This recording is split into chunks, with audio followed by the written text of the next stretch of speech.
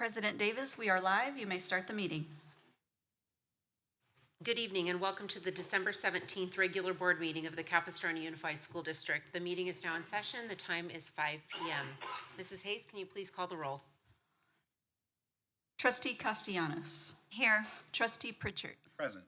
Trustee Zollinger. Trustee Zollinger is absent. Trustee Adnams. Here. Trustee Jones. Here. Trustee Bullicus. Trustee Bullicus is absent. Trustee Davis. Here. Before we adopt the agenda, please note that item 14A4, employee cell phone allowance, has been pulled by staff. Additionally, staff would like to move item 13E, consent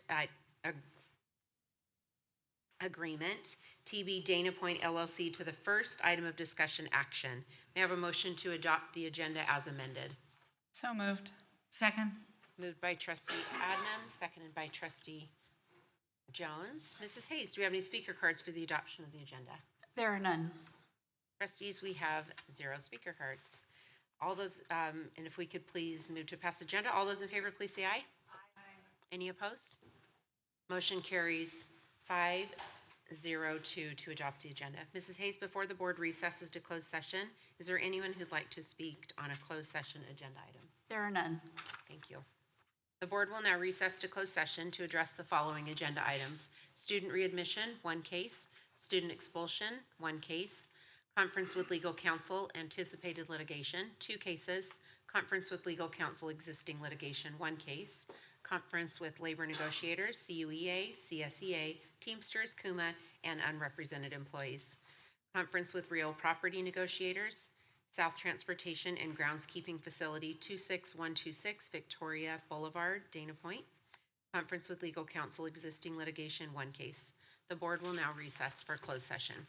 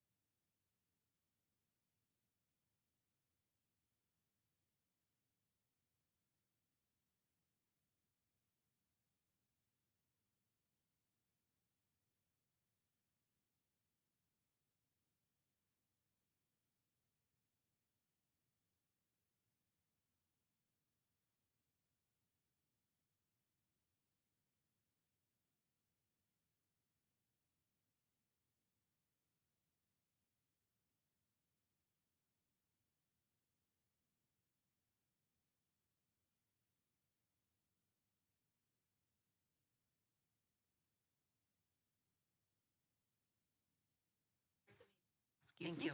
President Davis, you may start the meeting. Thank you. Good evening and welcome to the December 17th regular board meeting of the Capistrano Unified School District. The meeting is now in session. The time is 6:04 p.m. Mrs. Hayes, can you please call the roll?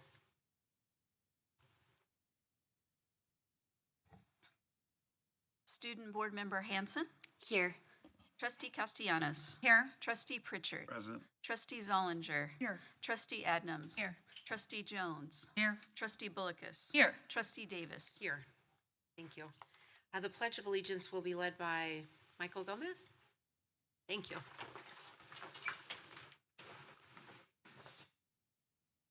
Right hand over your heart. Ready, begin.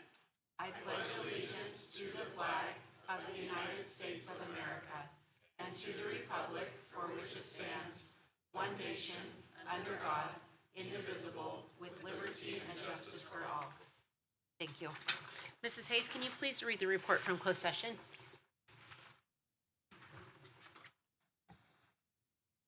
On agenda item 4A, student readmission, trustees voted 7-0 to approve staff recommendation on the following case. Case number 2025004. On agenda item 4B, student expulsion, Trustees voted 7-0 to approve staff recommendation on the following case. Case number 2026004. On agenda item 4C, conference with legal counsel, anticipated litigation, trustees gave direction to staff. On agenda item 4D, conference with legal counsel, existing litigation, no reportable action. On agenda item 4E, conference with real property negotiators,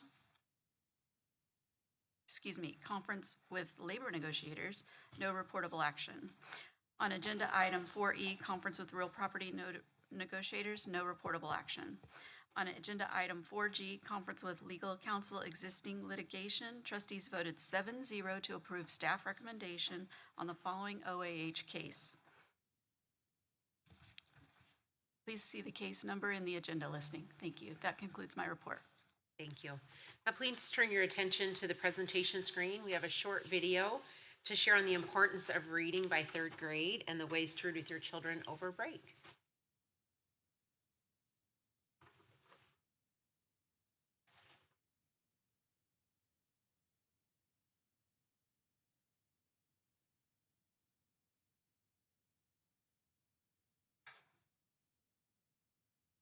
We're working on a little volume here.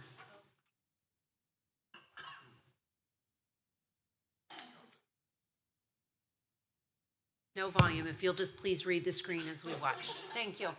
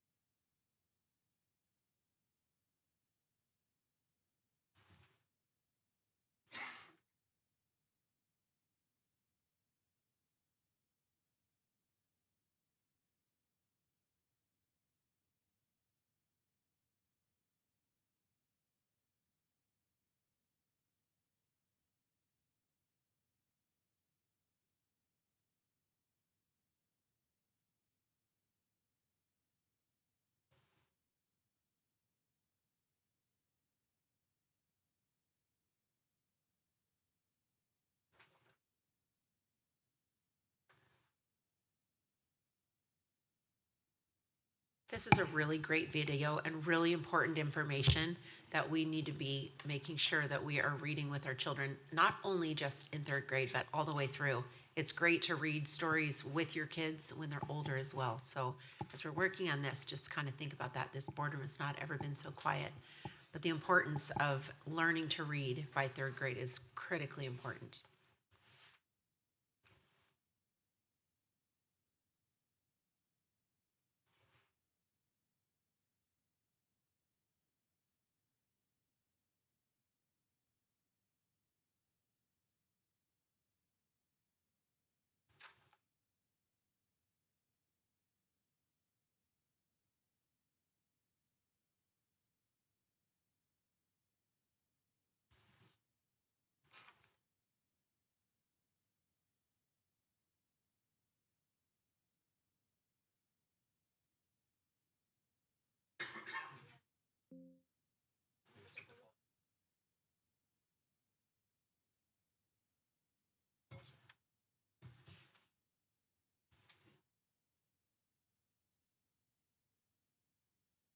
You know what, let's go ahead and move on. And if needed at the very end, we can come back to this if we find a little volume. Thank you. All right, and we'll move on to the reorganization of the board.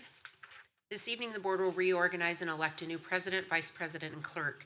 This process is completed annually in December per board policy. During this reorganization, as the current presiding board president, I will facilitate the election of the board president. Please note that a nomination for any office does not require a second, and that trustees may nominate themselves for an office.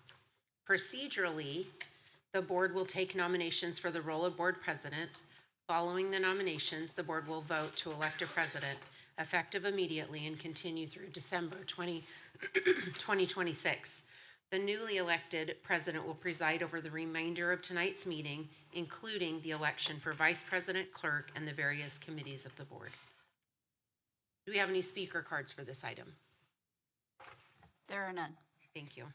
The process will begin as follows. I will compile all nominations into a list, and then the board will vote one by one until one candidate receives 4 or more votes. At this time, I will accept nominations for the role of board president. Trustee Adams? I would like to nominate trustee Lisa Davis for president. Thank you. Okay, and other nominations? Okay, and all those in favor? We do it with a roll. Aye. Is it roll call? Okay, for the record, trustee Adams has nominated trustee Davis. And then trustee Davis, do you accept the nomination for president? Yes. Are there any other nominations for president? Thank you. Okay, hearing none, the nominations are now closed. As there is but one nomination for president, we will now vote to confirm trustee Davis as president. All those in favor say aye. Aye. Any opposed? Okay, motion carries 6-1.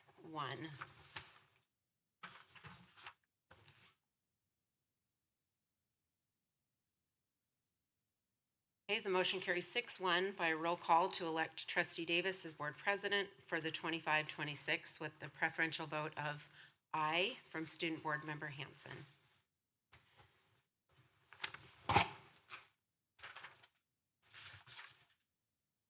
Okay, now we're moving on to the reorganization of the election of vice president. Ms. Hayes, do we have any speaker cards for this item? Okay, at this time, I'll accept nominations for the role of vice president. I would like to nominate Judy Bullicus. Okay, for the record, trustee Zollinger has nominated trustee Bullicus. Trustee Bullicus, do you accept this nomination for vice president? Yes. Okay, are there any other nominations for vice president? Okay, for the record, there is only one nomination for vice president. We will now vote to confirm trustee Bullicus as vice president. All those in favor of trustee Bullicus? Aye. Aye. Any opposed? Okay, the motion, so the motion carries 6-1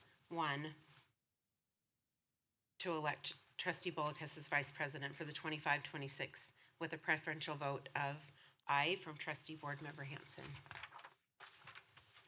Okay, now we're moving on to the reorganization of the board and the election of the clerk. Do we have any speaker cards on this item? Thank you. At this time, I'll accept nominations for the position of clerk. I nominate trustee Adams. Okay, for the record, trustee Bullicus has nominated trustee Adams. Trustee Adams, do you accept this nomination for clerk? Yes. Okay, are there any other nominations for clerk? Hearing none, the nominations are now closed. As there is just one nomination for clerk, we will now vote to confirm trustee Adams as clerk. All those in favor of trustee Adams as clerk? Aye. Aye. Aye. Any opposed? Motion carries 6-1 by a vote to elect trustee Adams as board clerk for the 25-26 with a preferential vote of aye from student board member Hanson.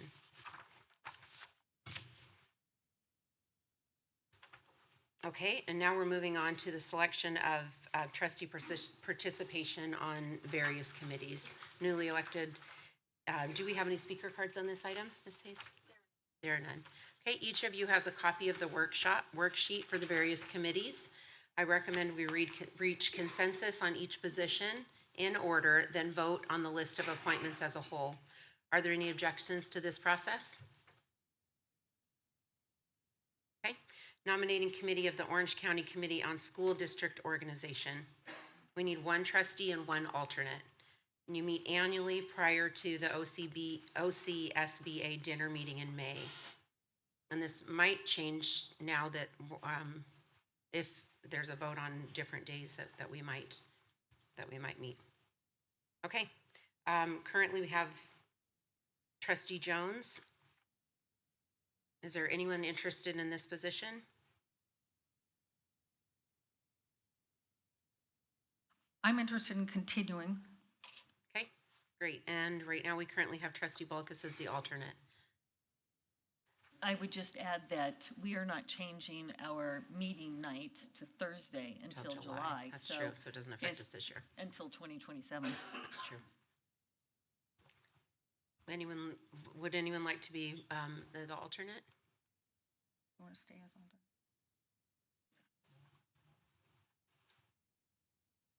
If nobody wants that prestigious job, I will remain as the alternate. Okay. Then the OCSBA Political Action Group effort. We have 2 trustees and meets prior to the OCSBA dinner meeting in October, January, March, and May. And it's currently Trustee Bulkus and Trustee Jones. Would you both be interested in continuing? Yes, I'm interested in continuing. We would. I would. Okay. Is there anyone else interested? Okay, so Trustee Jones and Trustee Bulkus. And then the ad hoc committees, and we have 2 trustees for each area. So for City of Aliso Viejo, we have Trustee Castellanos and Pritchard. City of Dana Point, we have Trustee Adams and Trustee Pritchard. City of Laguna Niguel, Trustee Castellanos, Trustee Jones, and Trustee Pritchard. And the City of Mission Viejo, Trustee Bulkus and Trustee Jones. City of Rancho Santa Margarita, Trustee Bulkus and Trustee Zollinger. City of San Clemente, Trustee Adams and Trustee Davis. The City of San Juan Capistrano, Trustee Adams and Trustee Jones. And Ladera Ranch Civic Council, Trustee Bulkus and Trustee Zollinger. Any thoughts on that? Everyone fine with that? Okay, the district the restructuring council. We have 1 trustee and meets on an as-needed basis. The 2025 assignment is Trustee Castellanos, with the alternate being Trustee Davis. Trustee Castellanos, would you be interested in continuing? Okay, and is there anyone else that would be interested in that?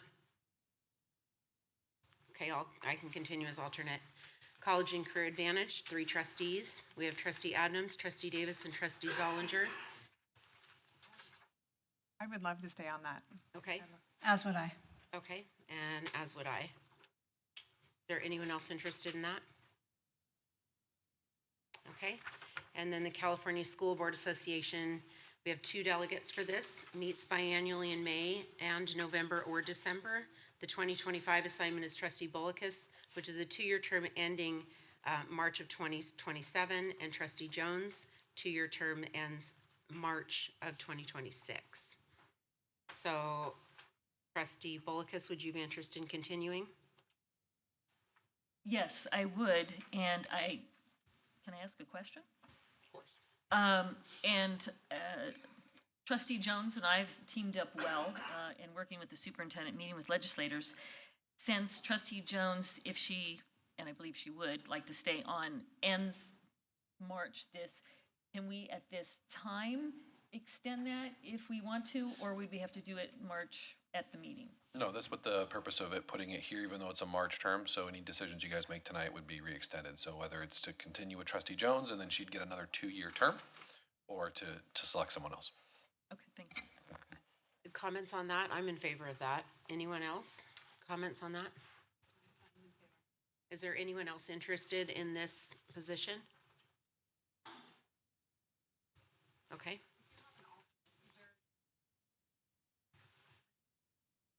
They don't do alternates.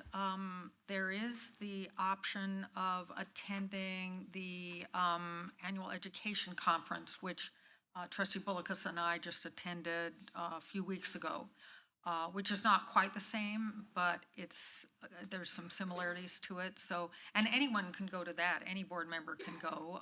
In fact, I think staff members can go as well. The superintendent came with us. So, And I recommend that as, I mean, it's a little bit of an entree, I think, into CSBA's to go to the annual education conference, where they have workshops and speakers and those kinds of things. I'm always interested to learn more, so just know that I'm here. Okay, all right. I think Let me know if you remember. I think the notice goes out from the staff about that. So, yeah. Yeah, when AEC comes around next December, it's actually I think it's in Southern California next December. So we will set it out and we can talk about trustees going. Yeah, it's in San Diego next year. But just to explain a little bit, the delegate assembly or delegates attend a 2-day conference prior to the AEC each year.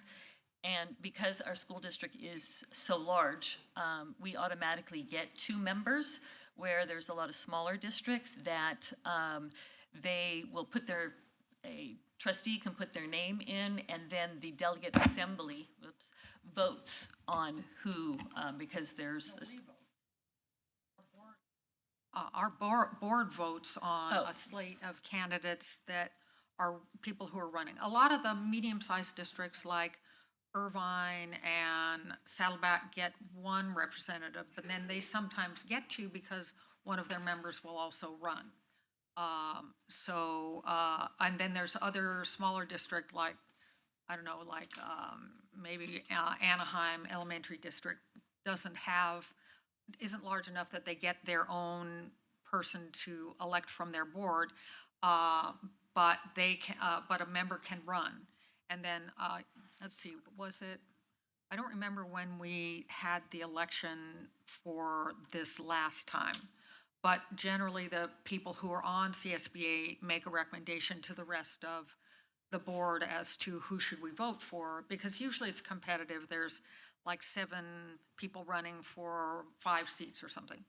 But these are people that the people who are on CSBA have known them or know something about them, and so we're not just, kind of throwing a dart at a dartboard.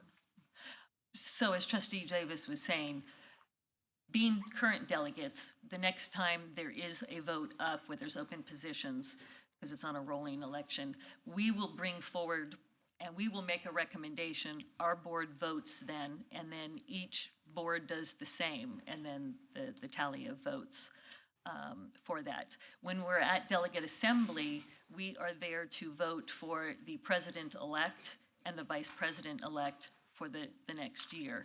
And so that's why they don't have just other people come. It's those who have been on the assembly and following along. Just to add that in. Thank you. Okay, in the Board Policy Subcommittee, we have 2 trustees, meets quarterly or as needed. 2025 assignment, Trustee Davis and Trustee Jones.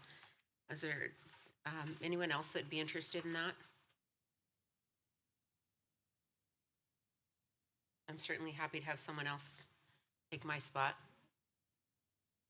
Okay, Ready to step down? Trustee Zollinger? Trustee Jones, are you interested in remaining on that?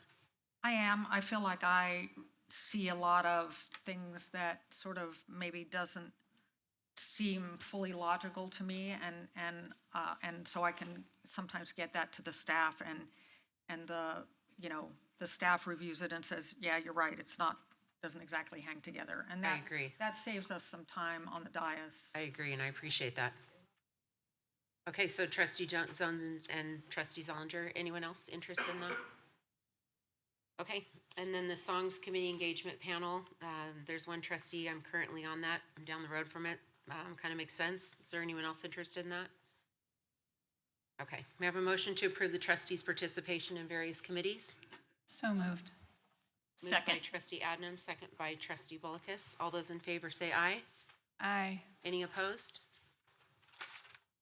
Okay, motion carries 7-1 to approve the selection of trustee participation in various committees with a preferential vote of aye from Student Board Member Hanson. Okay, we're going to take a quick break. The newly elected. Oh, just kidding. We're just going to change a couple of seats.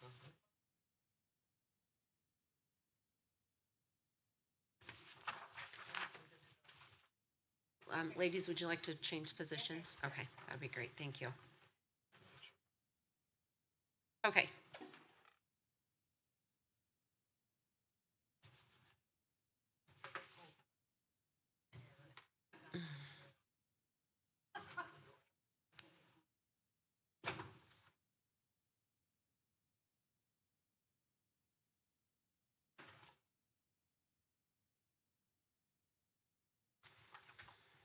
Okay, and I'd like to now recognize Dr. Chris Brown, who will present his opening comments, followed by trustees.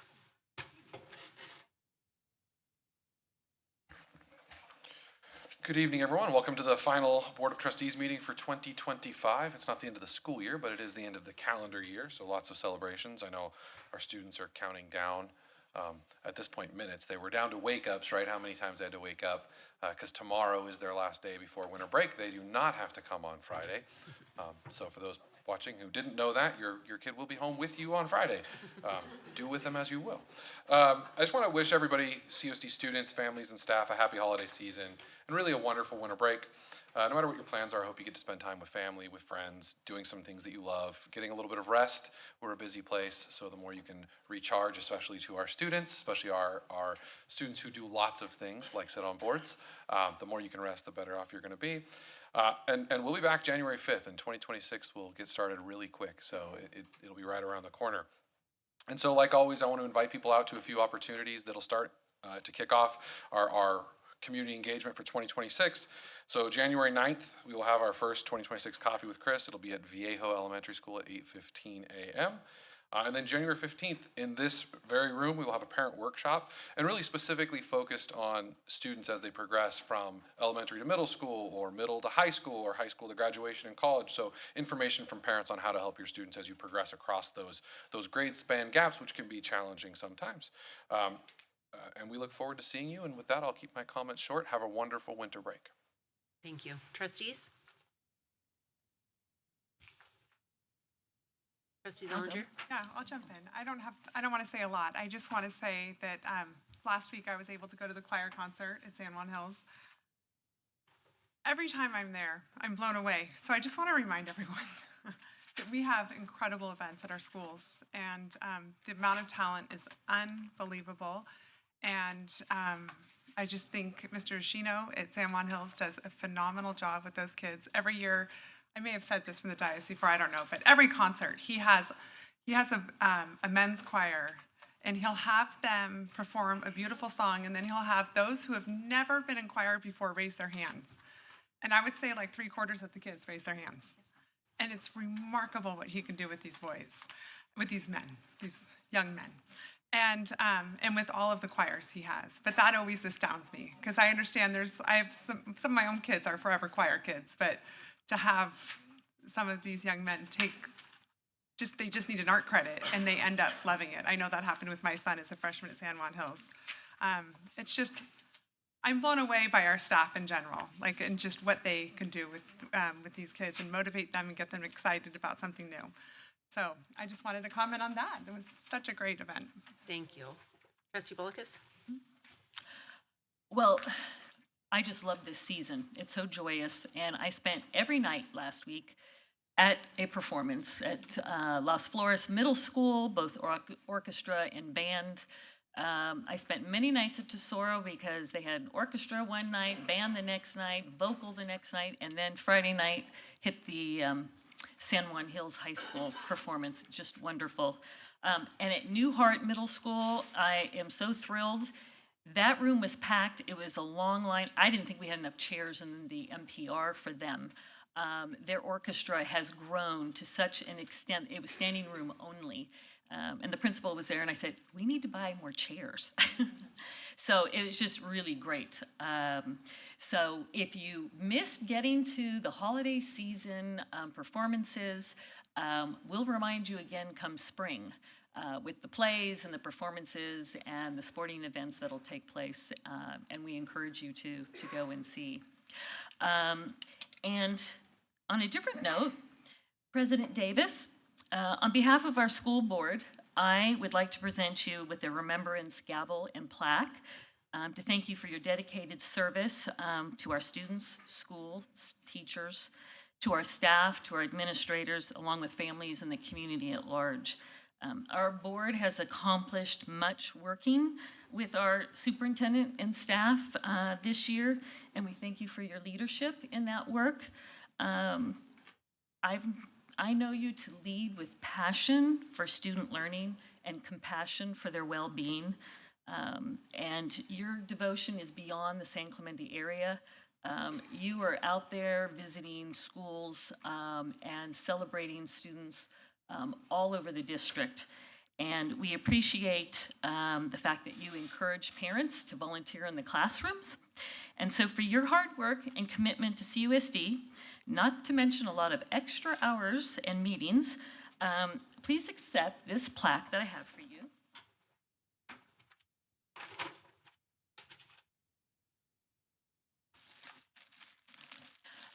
As a thank you for the work well done.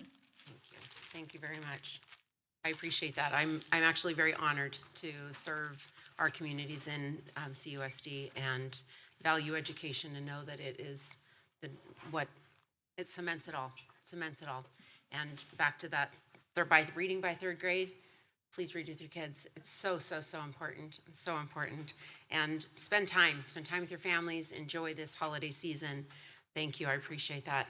Happy Kwanzaa, Happy Hanukkah, Merry Christmas, and I wish everyone a very happy New Year. Thank you. Thank you. Any other trustees? Yeah, I have a couple of comments that I wasn't able to make in November because I was not able to attend the meeting. But I wanted to thank the Shoreline Church of San Clemente. Back in September, they held their annual Serve San Clemente, and they served several of our schools in the district in an amazing way. Our schools were the recipient of their generosity and hard work. At Bernice Ayers, old bushes were removed, and they installed fresh landscaping in the front planters. At Concordia, creating a calming room. They created a calming room on campus. At Las Palmas Elementary, there was weeding, planting in the organic garden, clearing and leveling a plot of land for a future outdoor meeting space, refreshing the teacher's lounge with new furniture, which is always nice. At Palisades, there was new paint on the blacktop and murals on the walls and fresh flowers in the planters. And then at San Clemente High School, they cleaned and organized the cheer room. They made repairs, they painted walls, made some repairs, hung some shelving, and got some new furniture. And then at Shore Cliffs, their group sanded and painted table legs in science classrooms, planted new succulents, and painted murals. So I just want to thank Stacy Tertani and everyone at Shoreline who served our schools. It means so much when the community comes alongside our schools in such an amazing and generous way, and we appreciate your hard work so much. And then also I wanted to highlight, in November, the Palisades Elementary Foundation there was a great article in the San Clemente Times about their foundation. It's a group of parents working tirelessly to raise money for the school and engage the community in serving students at Palisades. The article talks about how their fundraising has gone from $7,000 to over $50,000 in just a few short years. Palisades is an example of a school that has been and continues to work really hard for its students. The foundation now funds free after-school programs in STEM, art, and theater, and has brought hands-on marine science lessons into classroom. And I went and saw, gosh, it was the week before last, the kids put on Aladdin, and it was literally the best show ever. I was so bummed that I didn't invite you, Trustee Bullicus and Trustee Jones. I know you'd have loved it. It was so well done, and it was paid for by their foundation, and they partnered with the Laguna Beach Playhouse. So the Laguna Beach Playhouse put it on with these kids, and the talent was unbelievable. So I love what's going on over there. I had a chat with a longtime teacher at Palisades, and she commented that so much of the success we're seeing now at Palisades has been in the works for several years. Teachers, parents, and the community working together to bring excellent learning opportunities to our Palisades students. And now, with the amazing leadership of Yesenia Hogenkamp as principal, Palisades is truly soaring. So I just want to thank that foundation. Thank you, parents, for just putting in so much time and so many generous donations. And that's it for me. Love it. Thank you. I was able to be at some of those service days, and incredible. Absolutely, positively incredible. I love it. Thank you.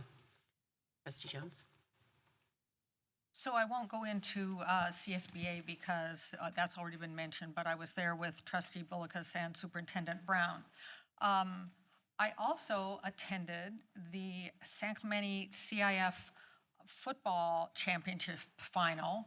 I'm very sorry to say that San Clemente did not win, but they put their hearts and soul into it. They actually were winning at the half, and then they weren't. But it was so great that that they got as far as they did. It's a little unusual to get into a CIF final in any of our sports on the varsity level, and it was just really exciting. It was also really crowded. I really only like to talk about things that involved kids, but I was at the San Juan Capistrano Christmas tree lighting with performances by the Capistrano Valley High School Orchestra, the Marco Mariachis, and San Juan Capistrano Ballet Folklorico students. And it really is remarkable how amazing some of these kids are, and you wonder, the two singers with the mariachis this year were two of the best singers I have ever heard, best student voices I have ever heard. And I hear a lot of vocalists in this district, but they were amazing. And I was so proud to be there representing the district with those fabulous kids. I also went to the Laguna Niguel Holiday Parade. Trustee Castellanos was there, Superintendent Brown. We were both all riding with students from the district in our cars. I had a Laguna Niguel student from Moulton Elementary who had the opportunity when we were getting ready to get in our cars to meet Supervisor Foley. Supervisor Foley asked her what she wanted to be when she grows up. Well, this is a fourth grader, and you kind of expect you're going to hear maybe like ballerina at that stage. She wants to be a newscaster, and quite an extraordinary young woman at that age. And Supervisor Foley said, "I am pretty good friends with Michelle Geely, and I want you to have your mom contact me, and I will get you a studio tour with Michelle Geely." So I thought that was worth the price of admission right there. And what a wonderful offer for her to make for this young woman who already at age, I guess that's 9, wants to know what she wants to do. Thanks a lot. Thank you. Yes, congratulations to San Clemente High School. A great football season for sure.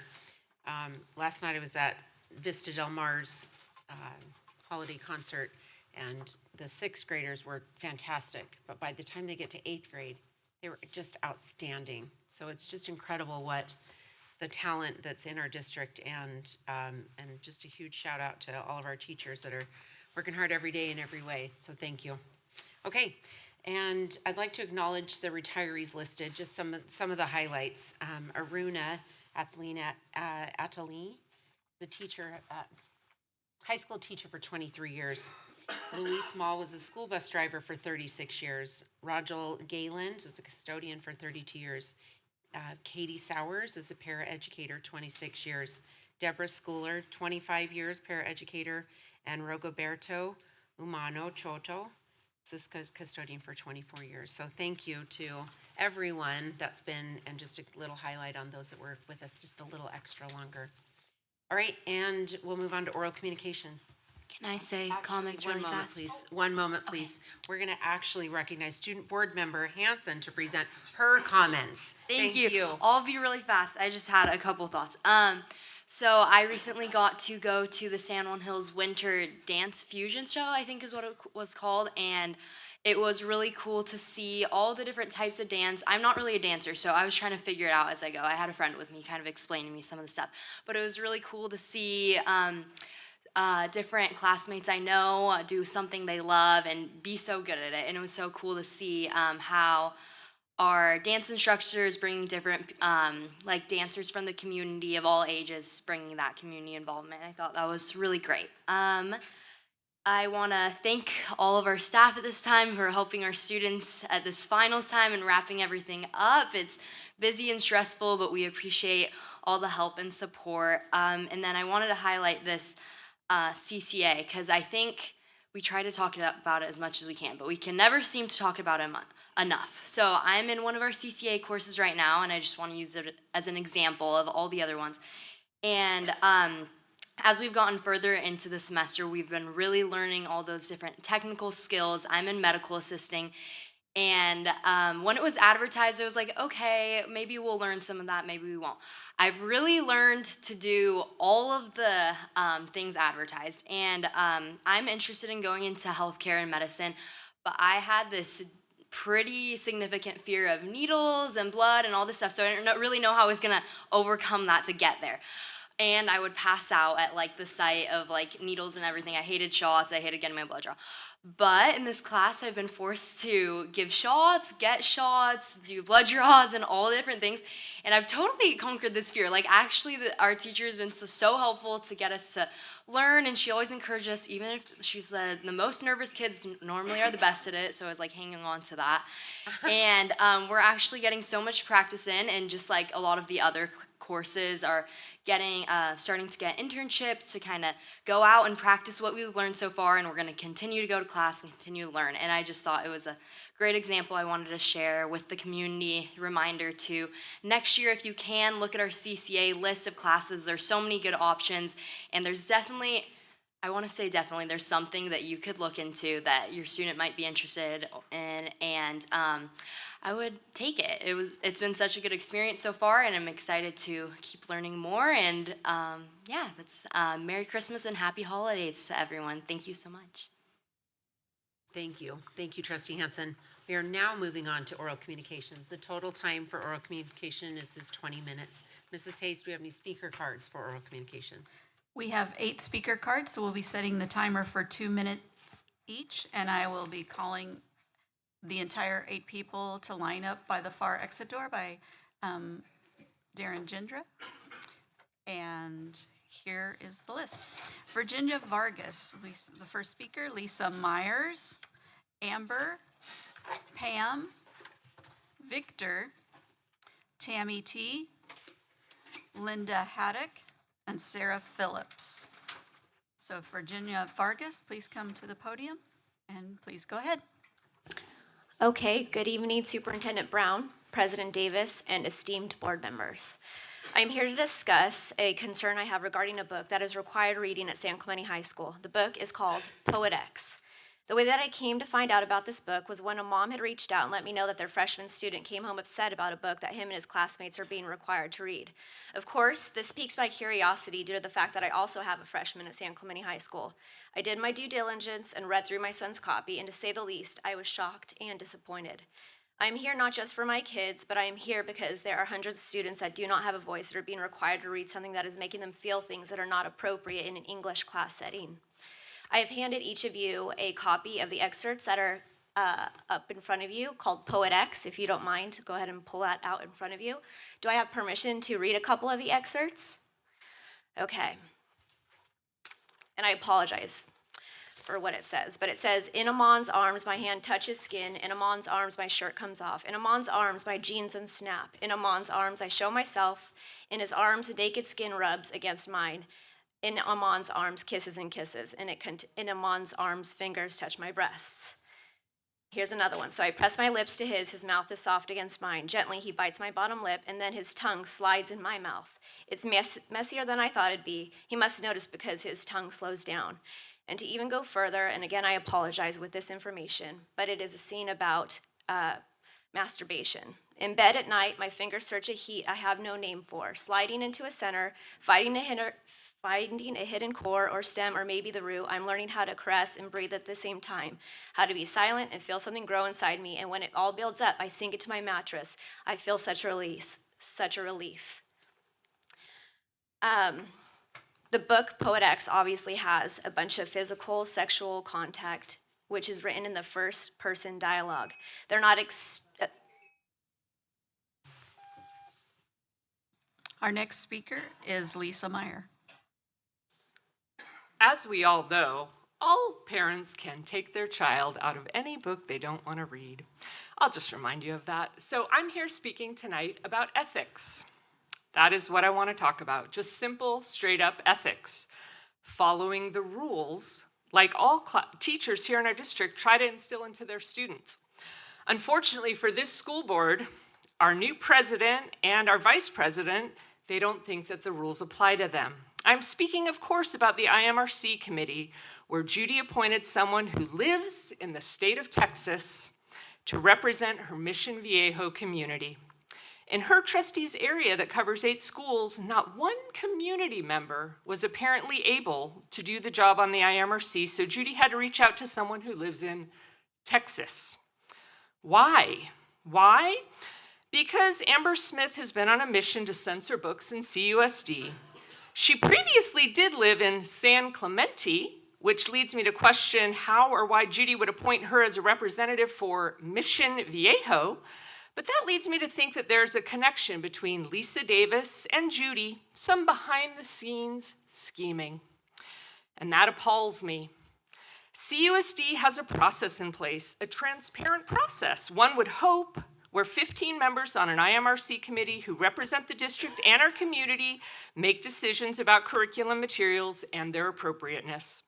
I was at that IMRC meeting last month with my high school senior daughter, where 4 experienced and skilled high school teachers were forced to defend their classroom experience and their professionalism.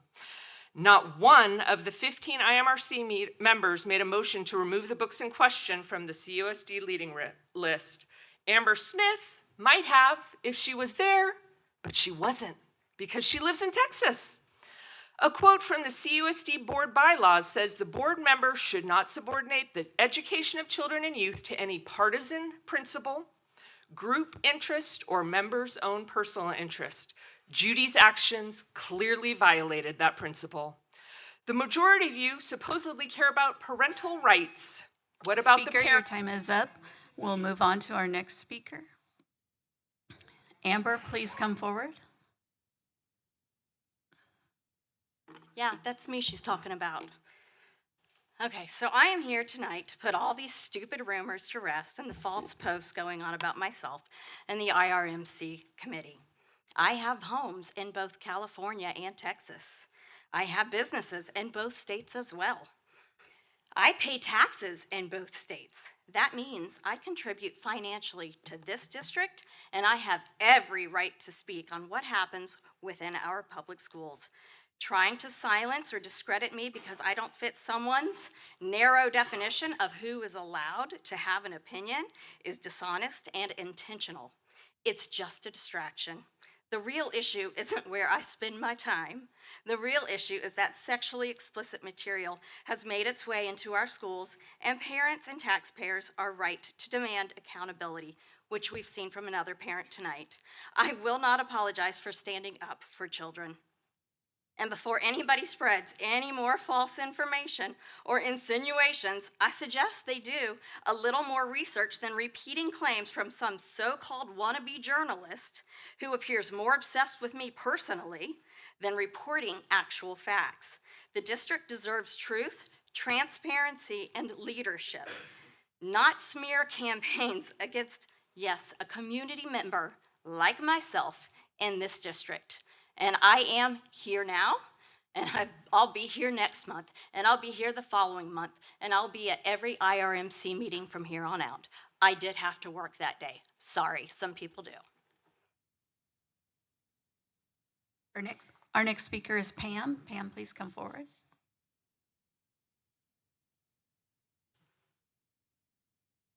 For those who believe the scriptures, Jesus did say, there will always be temptations to sin, but woe to those doing the tempting.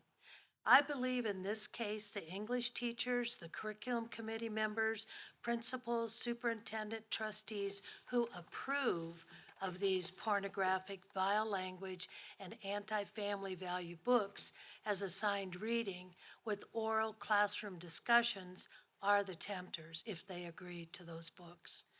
Scripture goes on to say that the tempter being thrown into the sea with a huge rock around the neck would be better off than the punishment in store for those harming children's souls. This is a strong warning for the protection and oversight of our students. Emails have been written.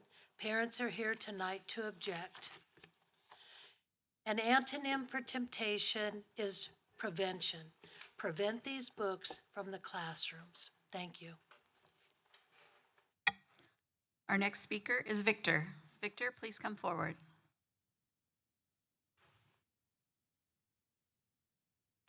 The earlier speaker gave a lot of graphic examples actually from the book, but this book is about two young high schoolers, Aman and Ziomara.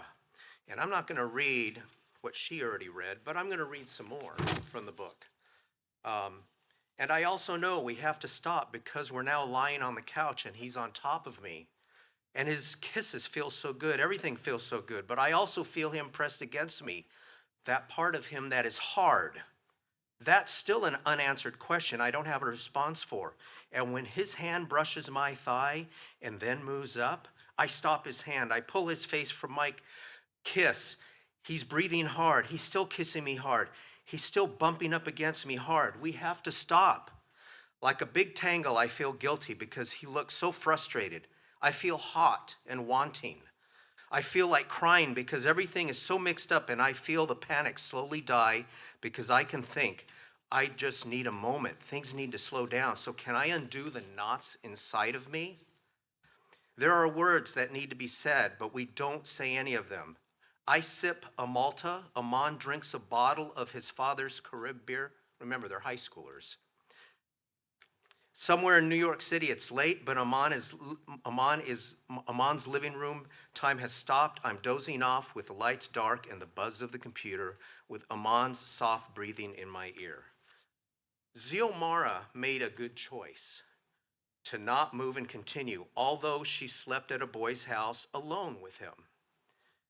This story is about high school classmates that will resonate with high schoolers here, as well as junior high schoolers. How many other young readers will follow with the same decisions when dealing with human emotions and sex drive? That is, reaching decisions when dealing. Thank you. Your time is up. Our next speaker is Tammy. Thank you. I'm a parent of two that attend school here. And I just want to remind core mission elements of relevant learning provide instruction that is individually appropriate and has real life application. Poet X is, I'm assuming, X-rated, has very much bothersome content that I can't even believe I'm here, let alone discussing this. Explicit sexual content, sexual harassment, and objection. How come every year we get a sexual harassment video and it's not okay in the workplace, but somehow in school it's okay? Profanity and vulgar language, that's not appropriate. Depictions of abuse and family dysfunction, okay. Promotion of disrespect toward authority and rebellion, explicit language. Profanity, graphic, sexual content and references. Anti-Christian, oh yes, violence and disturbing scenes. Promote disrespect towards authority and law-breaking, racial slurs. N-word is not acceptable. So can we please find other literature? Our next speaker is Linda Haddock.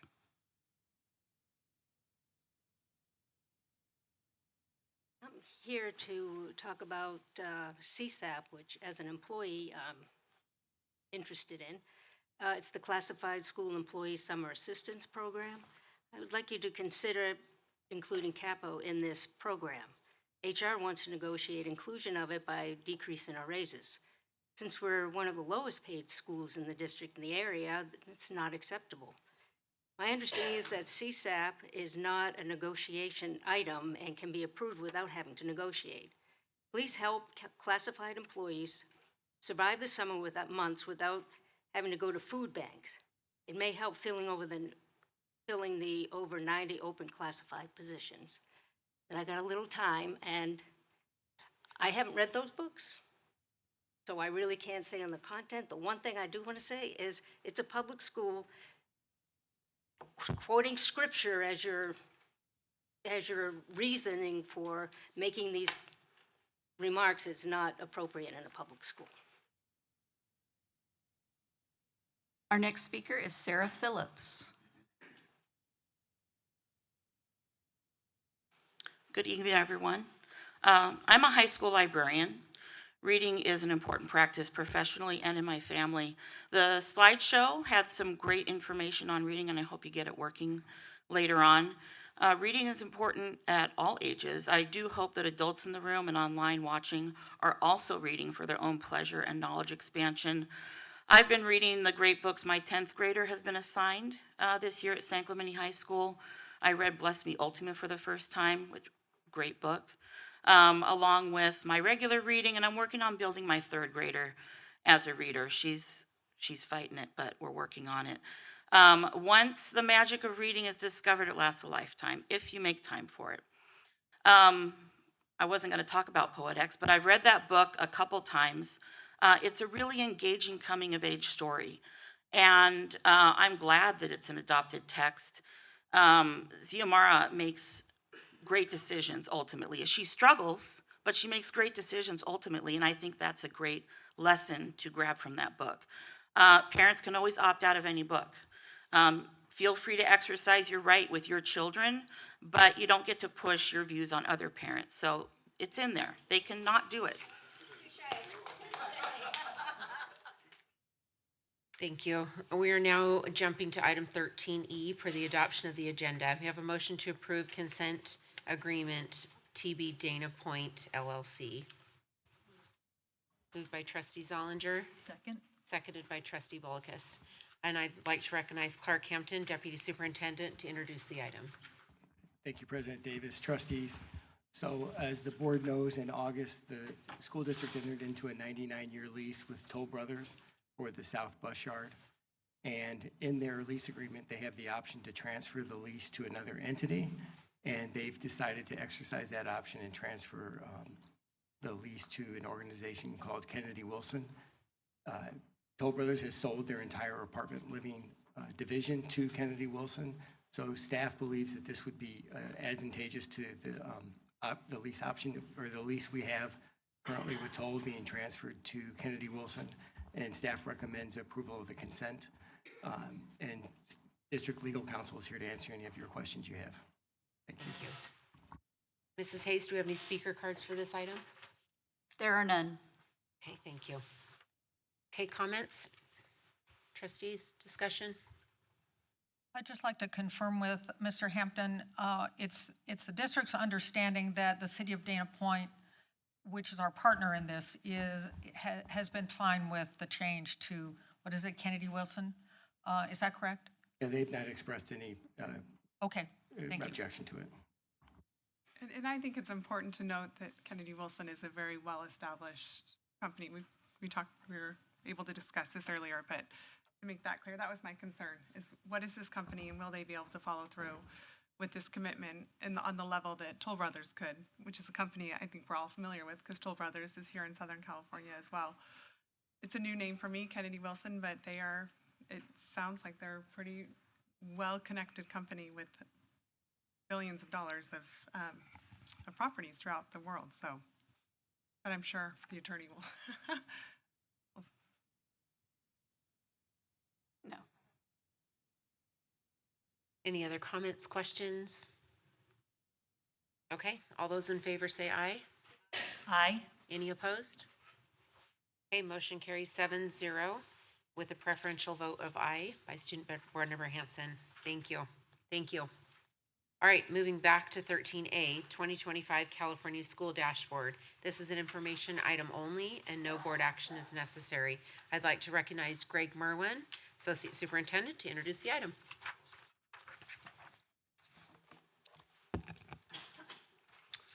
Okay, thank you, President Davis and trustees. It's our pleasure to present item 13A, California School Dashboard results. Assistant Superintendents Dr. Meg Urbis, Mr. Brad Shearer, and Executive Director Dr. Michael Gomez are going to join me tonight to share a presentation with all of you, where we'll present the CUSD dashboard performances for our district as well as for the performance of the charter schools in our boundaries. Tonight, you are going to see positive trends and improvements across all indicators on the dashboard for CUSD. We're also going to provide you with an update regarding progress for the support of our foster youth. And we'll be sharing our next steps in response to the district data. So we encourage you during the presentation, please, feel free to ask questions as we go along during the presentation. Michael, Meg, Brad, and I are happy to pause and answer anything that you have on your mind at that time, so please feel free to do that. Okay, it seems like every year that there are changes to the dashboard we present, and there are different rules and there are different things every time we bring it to you, and this year is no exception. So we do have a couple of things we'd like to share with you briefly on how this dashboard is different from the previous year. For the areas of science and for the area of college and career indicators. So first off with science, as it says there is now a color assigned to science. There was not one in the past. There is no accountability measure for science. It's purely informational. And then they have changed the way that it is measured. So instead of reporting it out as distance from standard, it is a 100-point scale. So you get assigned points for science. So for the students in grades 5, 8, and 11, their scores are averaged basically across all the students that take the test. And then you get a score, and 100 is the highest score you can achieve. 0 would be the lowest. So keep that in mind as we get to the science. For the college career indicators, it says on the slide, the metric has changed. So for a student to be prepared now, it would be completing 2 or more AP courses with a C- or better. In the past, it was actually passing at least 2 AP exams with a 3 or higher. So the California dashboard now is about passing courses 2 or more C- or better instead of just exams. It can be a combination. It needs to be at least 2 different AP achievements. So it could be 1 course, 1 AP exam, or it could be just 2 courses or 2 exams. In the past, it had to be exams that were passed. So please keep that in mind as we get to the college career indicator. You'll see that the 2024 score was modified to the new rules because you have to compare 24 to 25. So yes, Trustee Bulkus. Do you know their reason for dropping, lowering the standard in terms of, I guess, trying to elevate everybody? I believe part of it is philosophical, that it's more about students participating in the courses and successfully passing courses as opposed to passing the exam. I don't know if... I would also add that the exams have a cost. So if you had families that didn't want to bear the cost across the state, they were then automatically excluded from being considered college and career ready, even if they were, because they didn't have the ability to pay to take the exam. Because the exams are not free.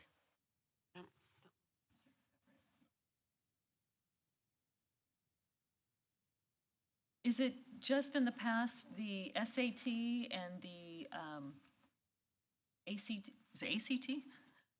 That we helped to support students who wanted to take those, which of course is not required. to get Students into can get college. AP fee waivers as well if they're on free and reduced lunch. Okay, but there's So- nothing so for yeah. AP testing then? No, is what they you're can saying. get AP reduced cost AP exams as well.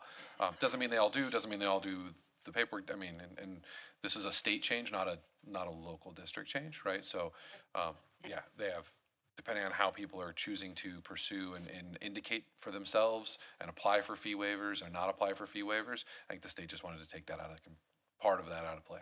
Well, in didn't addition, see- just real quick, a lot of colleges don't accept AP tests for credit. So if you think you're going to be going to one of those colleges, there's no point in taking the AP test. Yeah.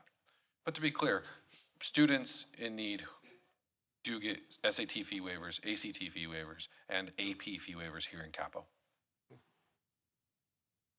Thank you for the questions. Any more? I don't want to get off track, but later you can answer.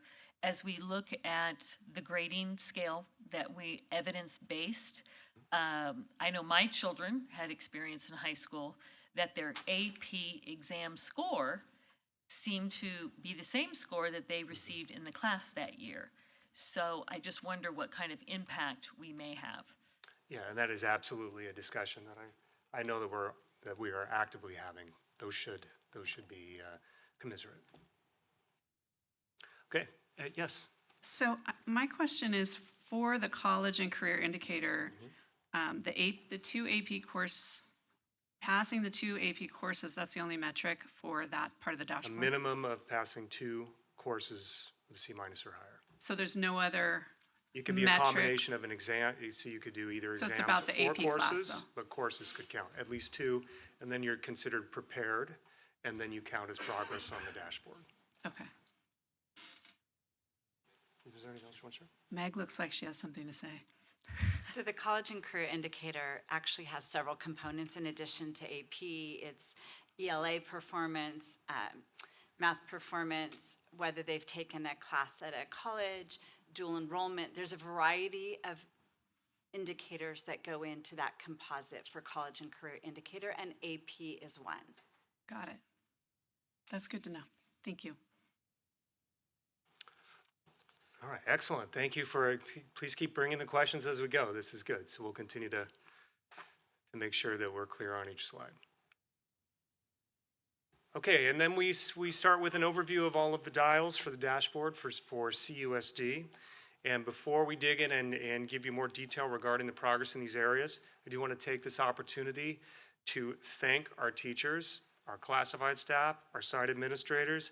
The continued success you're going to see on this dashboard is because of the tremendous effort, skill, and dedication to our students. So I want to publicly acknowledge their work. And with that, I am going to ask Dr. Urbis and Mr. Shearer to come on up, and they'll walk you through some of these different indicators. Dr. Merwin? Yes, so Meg and I are going to tag team here. So we'll start with a really good slide. So as you can see, CUSD earned blue or very high performance in English language arts, and we have done that for 5 consecutive dashboard cycles, all the way back to 2019. There was a gap for COVID, but since every year it's been blue. And this year we had the highest percentage points above standard at 52.9. So on average, our kids, the average was 52.9 above that standard. So just a celebration, again, of all the great work of our teachers and our site leaders for their work over the past 4 years, the investments we made, and the work has paid off. So we have a similar positive trend in math. As you can see, we've continued to grow. We've exceeded our pre-COVID levels. And what's especially important about our math growth is we just implemented new curriculum in both elementary and middle school. And so historically, across the country, when there is a new curriculum introduced, districts can anticipate a slight implementation dip in standardized scores as students and teachers adjust to changes within that curriculum. CUSD had the opposite. Not only did we maintain, we improved on our previous year's levels, so you can see we've maintained green for years, but we just increased our performance in math during an implementation year. I think we're exceptionally proud of our teachers for this accomplishment. For English learners, we received a yellow or medium score rating for the LP for 2025. This was an improvement from the previous year. Last year it was orange. 46.8% of our English learners made progress toward English proficiency. That means they moved up a level on their scores on LPAC. The results do highlight the need for continued support and professional learning, and that has been a focus of ours this year, working specifically with some of our schools that have higher percentages of English learners, looking carefully at that LPAC to see what the expectations of the assessment are, so that we can ensure that the English language development instruction that's happening is aligned to the expectations of what we want the kids to be able to do. So this has been our work this year, and in many of our schools that have higher numbers of English learners. So. I have a question. Yeah. Can we pause for just a second and go back to the slide, the ELA, English Language Arts slide? Yeah. I just, can you guys clarify or talk about, so when I was noticing our points above standard, I was looking at the trend, right? And so we were trending about a gain of a point, right, throughout all those years. But then we had a big jump. So can we identify why we made a jump that year from last year to this year and made that 4-point jump and we hadn't done in the past? Is there a reason for that, or can we not pinpoint Yeah, it? Trustee, I'll start, and then Dr. Evers can add her thoughts from the secondary lens. I mean, we had a 4-year investment of support for our teachers in terms of really focusing on providing effective intervention for kids. So every one of our schools, both elementary and secondary, have dedicated intervention time It's usually called win time at elementary and tutorial at secondary. I think that makes a big difference. We also had some support. We had release staff that helped accomplish that. We obviously don't have that this year, but we created expectations and protocols and created that system so that we are seeing those things continue this year, even without those additional support staff. So we're never quite sure why we get the big jump all of a sudden, but Right. I think it is accumulation of 4 years of dedicated work Of and consistency, investment. maybe? And consistency. Consistency Yeah. of doing something that Yeah. you know is working, but it takes some time to show progress, Yeah, at right? the primary level, we focused on science-based reading. Orton Gillingham approach, many of our teachers got trained in that. So as the kids, back to your point, Trustee Davis, have learned reading by 3rd grade, because that's when the kids take the assessment.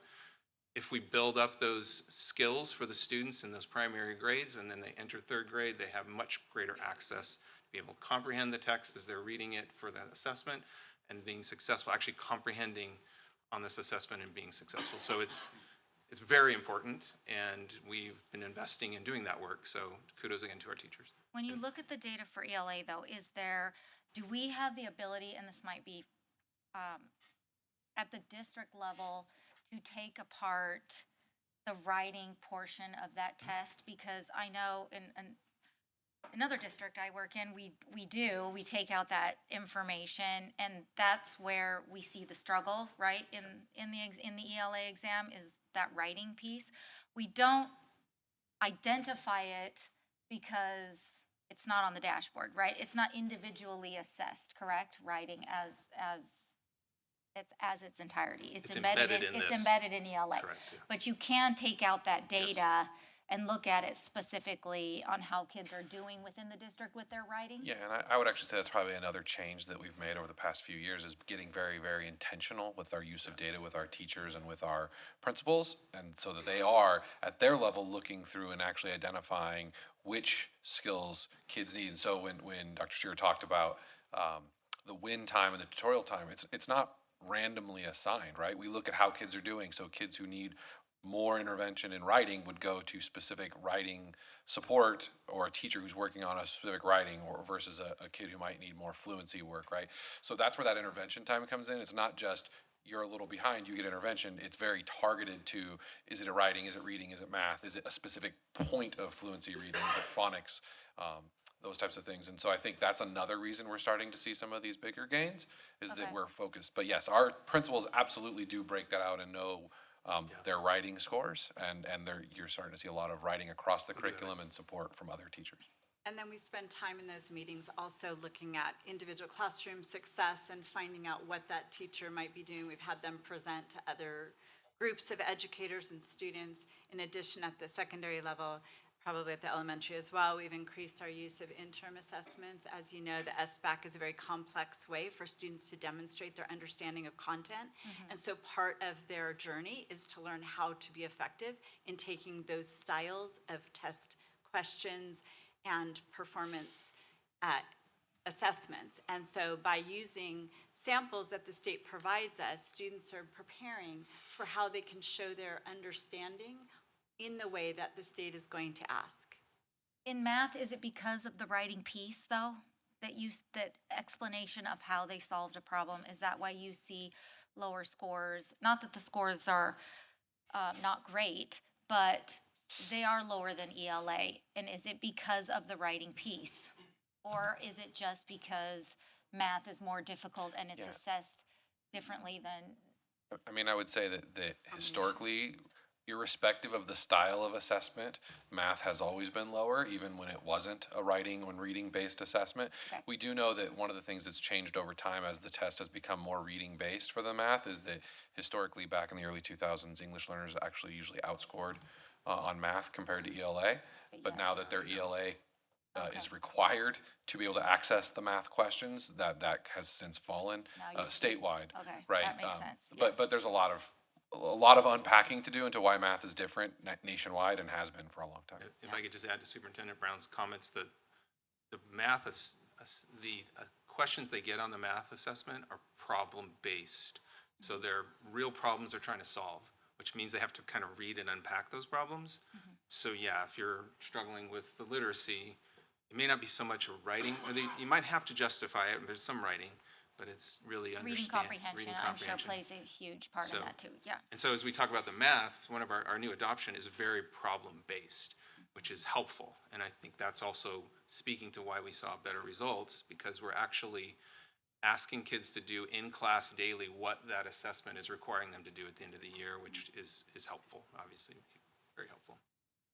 Okay, thank you. I have a very vague recollection from 3 or 4 years ago that some of these measures were being re-benchmarked. Do I misremember that? It seems to me there's some re-benchmarking, and I'm wondering if that is part of the reason we see some variation. If you don't know, it doesn't matter. They definitely haven't been re-benchmarked since 2019. So I would say that if it was done before that, that's okay. Our trend is still valid because our trend is on the current benchmarks. What we do often talk about is that it's re-benchmarked every year from grade to grade. So often when we say a student, grows by a certain amount of points, but then their growth doesn't show up because it's above standard, right? The standard changes. So the points to be at standard in 3rd grade are less than the points to be at standard at 4th grade and less than at 5th grade. So the benchmark for standard and the way a kid has to score on the SBAC moves up every single year. And so to show growth, you actually have to be exceeding that benchmark change every year.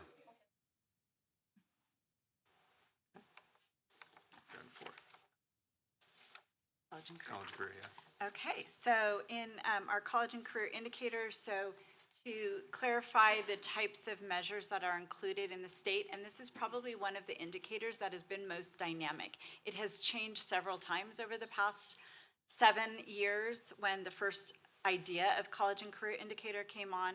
So it includes academic portions such as performance on SBAC, getting a standard met or above, AP exams, IB exams, then additionally, whether a student is A through G completer, whether they've completed a college technical education CTE pathway, whether they've taken college courses in a particular way. I'm going to talk about that a little bit more. Other measures, including our JROTC program, is going to start assisting those students on our dashboard, being registered in pre-apprenticeship. So there's a variety of indicators that combine to form our college and career indicator outcomes. And so you can see we have shown incremental growth over time. You will notice that for our 2024 number, if you were to go on the CDE's dashboard, it would indicate that we're at 64%. But then the CDE changed a measure, and that was the AP measure we just talked about. And so they did recalculate last year's scores, but they did not change it on the state's website. So just wanting to give you that clarification of why 2024 looks different than probably the last time we were in front of you with this information. So for 2025, we're at 68.8%. We did see an incremental growth. What you do see is the difference between that current measure and 2019. And the biggest difference between what was included in 2019 and what's currently included is we have students take numerous courses at Saddleback College. We assist them with that process. We sign paperwork with our community colleges to allow students to take courses. And that used to be included. If a student took a college course that we supported, it would count on the dashboard. Now the state has separated that out. We still have students taking more college courses than ever, but the act of them taking that college course no longer counts as one of our college and career indicators unless it happened to be a CCAP or dual credit course that we also offer like within our schools. So taking a course at Saddleback, amazing. We want that for students, but no longer counts, and that's why you see that higher number, and then we dipped and we've been building back. But we're proud of this work, and we continue to focus on improving our college career indicators with a heavy emphasis on A through G preparation and supporting students to meet other measures. Dr. Irvis, when that happens, I got to imagine it's really difficult for you to then measure apples to apples.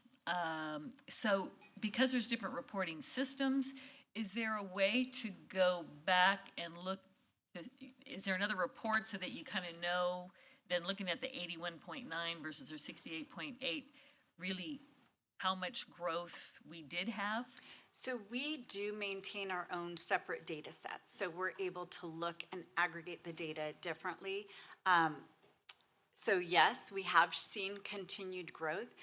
One of the challenges is that we have quite a few students who take their visual and performing arts requirement, A through G requirement, or their world language requirement at a community college or other entity, which is within board policy, but then it's us trying to track that and add that to their A through G completion. We do that. It's, I'm blanking on the name, but we go through student records to add that information. We're really excited because we are very close to completing a data use agreement with Saddleback College and Irvine Valley College, where that data would be shared back and forth, so it's not just up to a student to report that to us. So we're just going to continue to increase the accuracy of this measure. I have the impression from this that it's college and career, that the state is calling it college and career, but it's really mostly college preparation. Is that true? Well, the CTE pathway completers, that's a significant component. There's also a work-based learning component. So there is a career element aside from college indicator that could have a student be a completer. But there are rules in place around that too. So if we have a student take CTE courses out of order, for example, they take a higher level course, they fall in love with it, they take a different course, because they didn't do it in the correct order, we won't get credit on the dashboard, but the student got the information and knowledge. So as we continue to refine our practices to help our students both become college career indicator ready and have that robust experience we want for them, it'll be a continued balance between career and college. So if a student is a pathway completer, does that mean they are college career ready for this indicator? They also have to meet an academic measure. Okay, and can you really briefly say what that academic major An example measures? would be meets or exceeds standard on SBAC. Okay, all right. So they have to hit multiple criteria to be considered ready. And our CCA board works really hard, our team works really hard to make sure that they are following that path so they do become pathway completers. And they've put a ton of time and effort into really refining that process. So we'll continue to be watching these numbers and expect them to continue. And as soon as the state gives us more money, we will continue to work on that piece of that, the career readiness. All right, the next category is chronic absenteeism. So we received a yellow or medium rating for chronic absenteeism. It did decline. You want to see a decline in this category. So it declined to 11.7%. And so the continued improvement is that it's going down, right? We are not quite to where we were prior to COVID, but we are substantially better off than we were in 2022. So we continue to just try to focus on getting kids to school. And getting them, we know that when students are in school, and chronically absent means 10% of the instructional year you've missed. So that's how that's defined. So one of the ways I've been telling parents, because the word makes you think like, well, my kid's not gone all the time, so they're not chronically absent. It's only 2 days a month. They miss 2 days a month at the end of the year, they'll be chronically absent, right? So that suddenly doesn't seem like all that much. Well, yeah, we missed one here and he was sick there, and then she went here, had this event. So it really 2 days a month can sneak up on families, and I don't think they realize that that's how little it is, because 18 days, that's what that is. But, I think in their mind, sometimes it's different. So we've been having that chat. No one really has gotten back to pre-COVID levels. We know it's a national, statewide trend that families have decided that sometimes they can make up the work, get the work online, Independence Day. There's lots of things they can do, so they don't necessarily always come in. And we're trending the right way.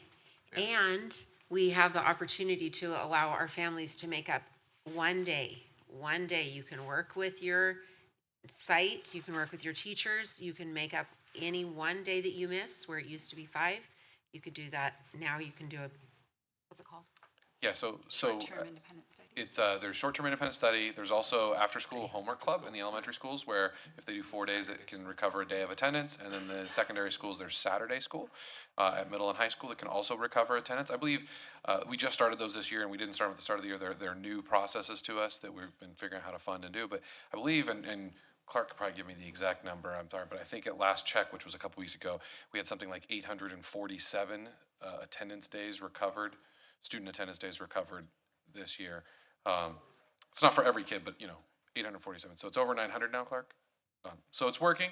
I mean, that's 0.07% or something of our total, but it's every time we come, it's good. And the power is, we know that for students who are present in class with their instructor, there's a stronger correlation to higher outcomes sort of across the board. So we want them in school because we know it's better for them in general.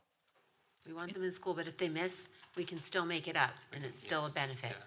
Yeah, well, it's a benefit to the student and a benefit to the school district to receive monies, because we still need to spend that money with the students that are in the classroom.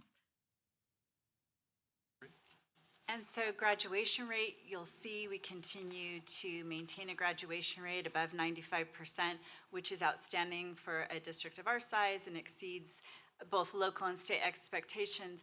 I do need to point out we have over 3,000 graduates every year, and that does not mean we have 5% in CUSD that are non-grads. This number, we typically might have 40 to 50 kids across the entire district every year who did not achieve graduation by graduation date. We offer them a late grad program. I know many of you have been here to support those ceremonies. We have typically over half of those students finish in that program as well. So our non-grad rate is actually very, very small. This number statewide is calculated, and it includes students who have left our district but have not registered in a program recognized by CDE. So they head out of state, we don't have knowledge of that, we try and catch up on paperwork, but that student, or a student who disenrolls from us, but the state can't reconnect them to another school system, they count as our non-grads. So this isn't the number of actual students in CUSD who finished in June but didn't graduate.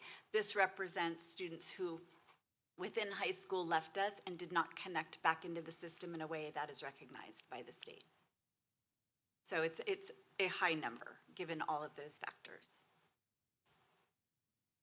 The category is suspension rate. We continue to maintain a green score, which means low suspension rate. And you can see that that rate declined to 1.8% in 2025.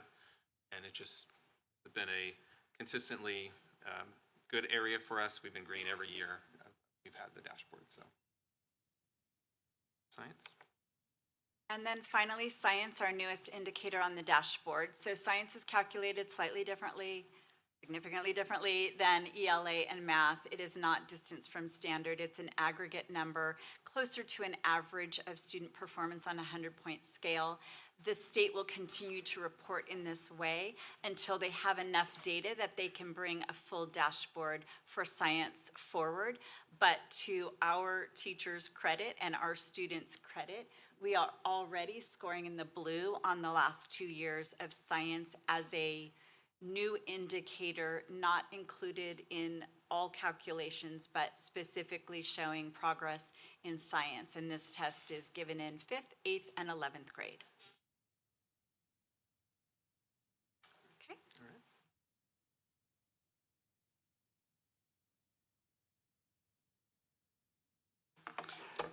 So last year with the dashboard release, Capistrano Unified was identified for differentiated assistance. That is a 2-year process that we go through in technical assistance with the Orange County Department of Education. One thing I can share right now is in that 2-year process, if you make process, you move to year 2. We have successfully moved to year 2 in that process based on the performance of our foster youth students and how they've made improvements. So we have made improvements on the academic indicator, but what I think is a big testament to the changes that we've made is with chronic absenteeism. So with our foster youth students, when they are removed from the home, they have 3 days in what they call detention, and it's not detention like we would think that way, but at Orangewood the Family and Children's Center in Orange, within 3 days they have to see a judge to get them determine school of origin, where are they going back to, and all of those process. And that process can be, they have to do that within 3 days, and then they come back to us. What we've done in the past year with our focused work in differentiated assistance is gotten that time period so that as soon as we get clearance from the judge and the social worker, oftentimes we're getting kids back on day 4. And in years past, sometimes it was day 6, day 7, day 8, and very quickly that student chronic absentee number, you hit those numbers very quickly when they have a longer period before they're back in our schools. That is one successful thing that we have done in providing transportation services for our foster youth students. And that is a testament to that decline in chronic absenteeism. Again, across all indicators, we're making improvement. Are we perfect? Are we there yet? Not yet. But we have made significant progress for our foster youth students, also in improvements in suspension and interventions that we're providing for our foster youth students. To kind of summarize our next steps, we continue with our differentiation plan, which included, we have a full-time social worker here on site that does a lot of the case management and connecting with all of the different social workers for every one of those students. Currently, we have 70 foster youth students spread across all of our schools. I would say everybody's got a 1 or a 2 or 3 students here or there. Oftentimes we see at holiday times is when more students are removed. So we know that right after Thanksgiving, we had 5 or 6 students removed from their homes. We see that same trend repeat after winter break, after spring break, and those kinds of things. So that number is dynamic. It's 70 today. It could very easily be 75 in the next few days or change in January. And so it's very cyclical and a very dynamic population in terms of students that are identified for that. We also are, just today, the California Department of Education released the ESSA status, so schools that were identified for comprehensive support and improvement, additional targeted support and improvement, or targeted support and improvement, just to get the alphabet soup going on for us in education. I can proudly say though, and I will share this, we'll give you more information on all the details, but Dana Hills High School, they are no longer TSI.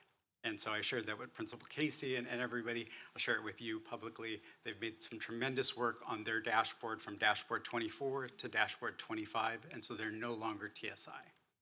And we'll follow up with more information on the rest of all the status and everything, but definitely a proud moment for our district to see that kind of improvement. And will you please share for the alphabet soup world TSI means? TSI, targeted for all those support. listening at home. Oh, yes.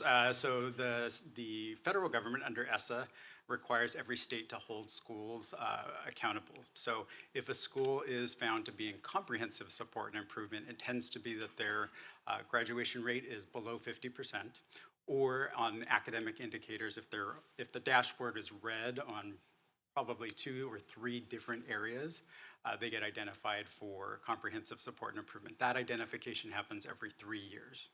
Additional targeted, ATS, additional targeted support and improvement, is for schools after they identify for CSI, and it wasn't a grad rate issue, but there's still issues on the dashboard, then they get identified for ATSI.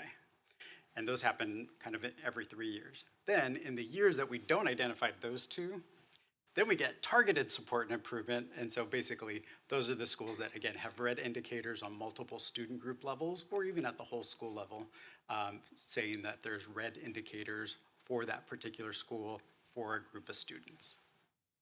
Yes. And those are all on the dashboard, so. Thank you. So I often find that words like support get used, and it sounds like you're going to get some actual support from someone. But sometimes that it doesn't mean that. It just means you're going to have to follow more rules. So is there actual support we get from someone on this, or is it just more rules? It's kind of a combination of both. So under CSI, schools that are identified for CSI do receive additional funding for work and focusing work to improve student performance. If it's ATSI or TSI, There's no funding, but there are additional requirements. So they are required to do a comprehensive needs assessment. They are required to have a comprehensive school plan for achievement, which are all overseen by their school site councils. We've brought those plans to you in in December. We do an update, but then they always come to you as a board in June. So they get extra requirements to do these comprehensive plans to address those things. But in the case of ATSI or TSI, they do not receive any additional funds at all. It's just always interesting to me that when government sees a problem, its response is generally to make more rules. That is true. And I'll pass the baton back to Dr. Murray. Okay, thank you, Dr. Gomez. We are about to pivot into part 2 of the presentation and share the charter school results. Does anybody have any other questions before we move on?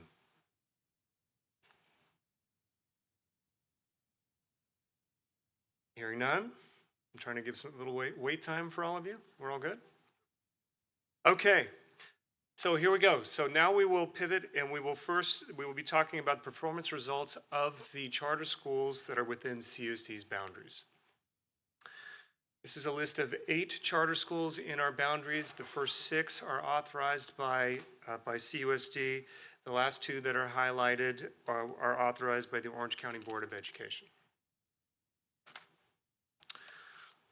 This slide shares the demographics of all 8 charter schools and also includes the demographics of CUSD. So if you take a moment to reflect on the data, you can see the significant differences in total enrollment, number of students who are socioeconomically disadvantaged, English learners, foster youth, students with disabilities, and compare our district against the singular charter schools. So the CUSD numbers include a total of 64 schools and programs, whereas the charter schools are singular schools. So that's important because for that reason, we are not, you'll see as we're going through the performance indicators tonight, we are not comparing our entire district's dashboard with the charter schools individually. Instead, in English language arts and in mathematics, we will compare the top charter school with our CUSD schools with similar demographics. But for this reason, the comparison is a little skewed if you're taking a look at 64 schools and programs versus 1 school. But for that reason, we are presenting it the way that we are. Okay, we're going to first start with English language arts. And again, this is a comparison of the 8 charter schools showing both performance colors and status indicators. Very high performance or blue on the left, and then from left to right, green would be high, and then yellow would be considered medium. Gray means there is no performance color assigned, and that is because there are fewer than 30 students that were tested the previous year and then the current year of the dashboard. So you have to have the same 30 students, minimum of 30 students that were tested in 24 and in 2025 in order to have a performance color. So you can see here with OFL, they had fewer than 30 students that were tested from 2024 and 2025 in English language arts. So they do not have a performance color. They have more than 11 students that were tested the previous year and 2025, so therefore they have a status indicator. I'll point out as we go through, you'll see that gray, and that's what that means when you see that designation. So slide 19 here compares the 8 charter schools, but this time we're looking at the highest percentage of students meeting or exceeding standards in English language arts starting on the left, and then the charter schools with the lowest percentage of meeting those standards on the right. The colors match the dashboard colors that you saw on the previous slide. So the reason the colors are different and not all the same is because we're trying to show the alignment with their dashboard scores. And just for clarity, the reason why a school with a higher score might be green and have a lower color indicator is because they declined and didn't either maintain or increase. So the color is based on your performance and your change. So even if you're really high achieving, if you had a big drop, you would drop from blue to green because while you're high achieving, you are declining. substantially. So that's why you might say, well, OPA's higher than CRA in terms of percent of students. Why aren't they also blue? Because they had, if you think back to the previous slide, a 13-point drop from their previous year. Correct. So then on this slide, in English Language Arts, we're showing a comparison of the charter school with the highest average distance from standard and comparing that school to the 6 of the highest CUSD schools with similar demographics. And in this comparison and of this group of schools, you can see CUSD's Canyon Vista Elementary has the highest distance from standard at 94.2. The colors of the bar graphs here, again, representing the colors on the dashboard for each one of the schools. Then moving on to mathematics. Again, we're starting with a comparison of the 8 charter schools, 4 receiving green or high, 3 receiving yellow or medium, and then the 1 grade out, again, for fewer than 80 students tested. And as we did with English Language Arts, here's a comparison of the charter schools' percentage of students meeting or exceeding mathematical standards on last spring's state test. And again, the colors of the bar graphs representing the dashboard performance colors.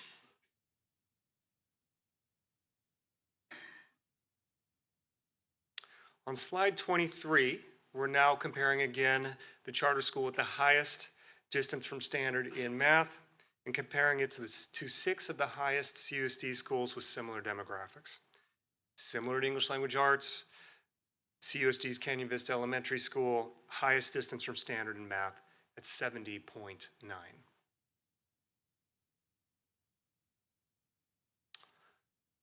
So moving on to the English Learner Performance Indicator. This compares charter schools' percent of students making progress in English development towards that language proficiency. So you'll note here, Cal Ops received the only performance color, and that is again because of that rule of at least 30 students being tested in both of the school years. The other 7 charter schools did not receive a performance color because they had fewer than 30 students who tested in both 2024 and 2025. 3 of the charters on the right-hand side had fewer than 11 English learners that they tested in both years. So that's why they do not have a status indicator.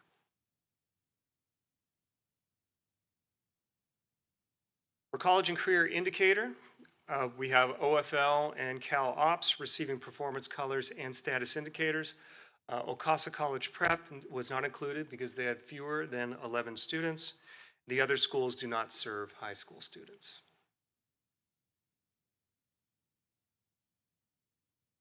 For chronic absenteeism, you have 3 schools in green, 2 in yellow, 1 scoring in orange, and 1 scoring in red, with OFL fewer than 11 students.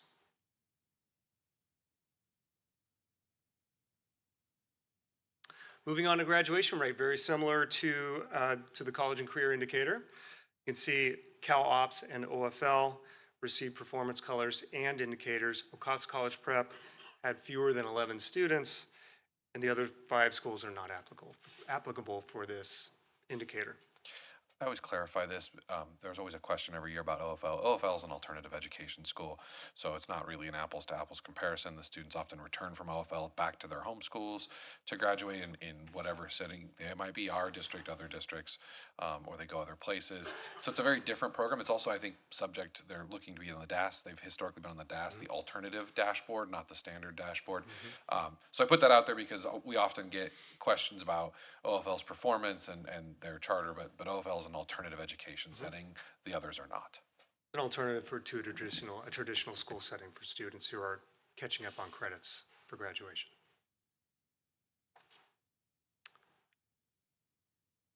And on to suspension rates. 4 schools earning blue, 1 green, and 3 designated as orange.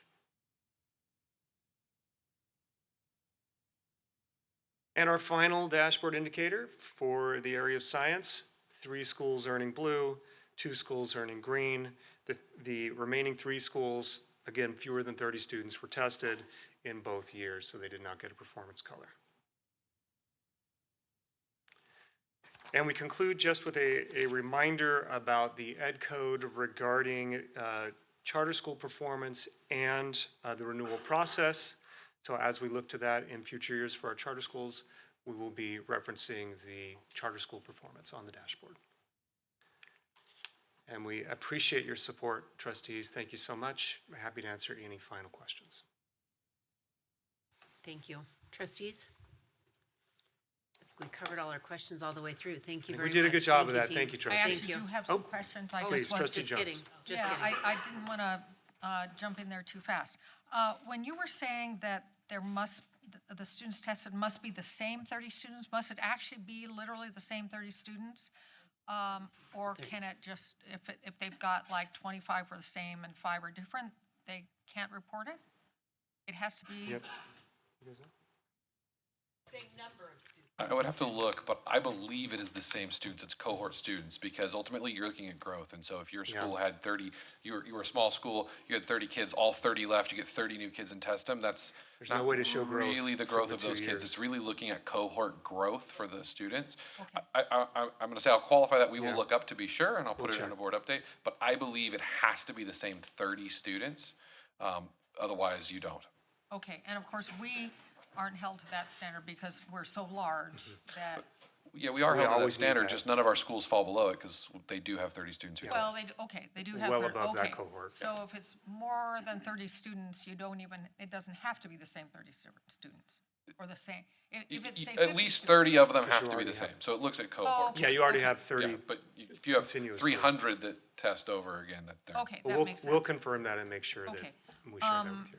Now, I know that when a charter school is new, we don't look at their stuff for a little while. I did notice that CRLA was listed on a couple of those, but most it was not. And I'm just wondering, when are we going to start getting all the data on CRLA? Like,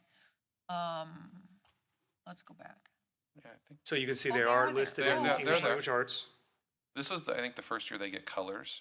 Okay. Because they Because didn't they have had the the grade 2 levels, but they consecutive finally years. have the 2 consecutive years. Yeah. So they, Okay, great. And All then right. same I with missed that. mathematics, yeah. So they were in the majority where they counted towards the minimum number of students. Okay, They I don't apologize. I missed that. No problem. Didn't have 30 students that tested.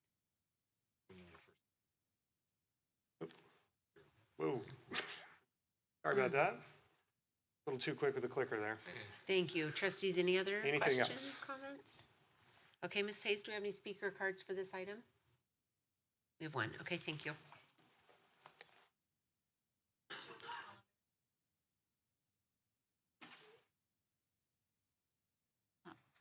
Julie, come on up. Thank you. Good evening, Superintendent Brown and Board of Trustees. My name is Julie Collenborough, and I am a community member, but I'm here in my capacity as an employee of California Online Public Schools, where I serve as an Assistant Director of Operations focused on family relations. I wish to speak simply to thank the district for your 21 years of serving as our authorizer. We opened our doors in August of 2004, and through the years have educated thousands of students throughout the 5 counties that we serve. I remember during our 10-year anniversary celebration, we had members of CUSD join us up the street at our little office, and more recently last year when we celebrated our 20th anniversary.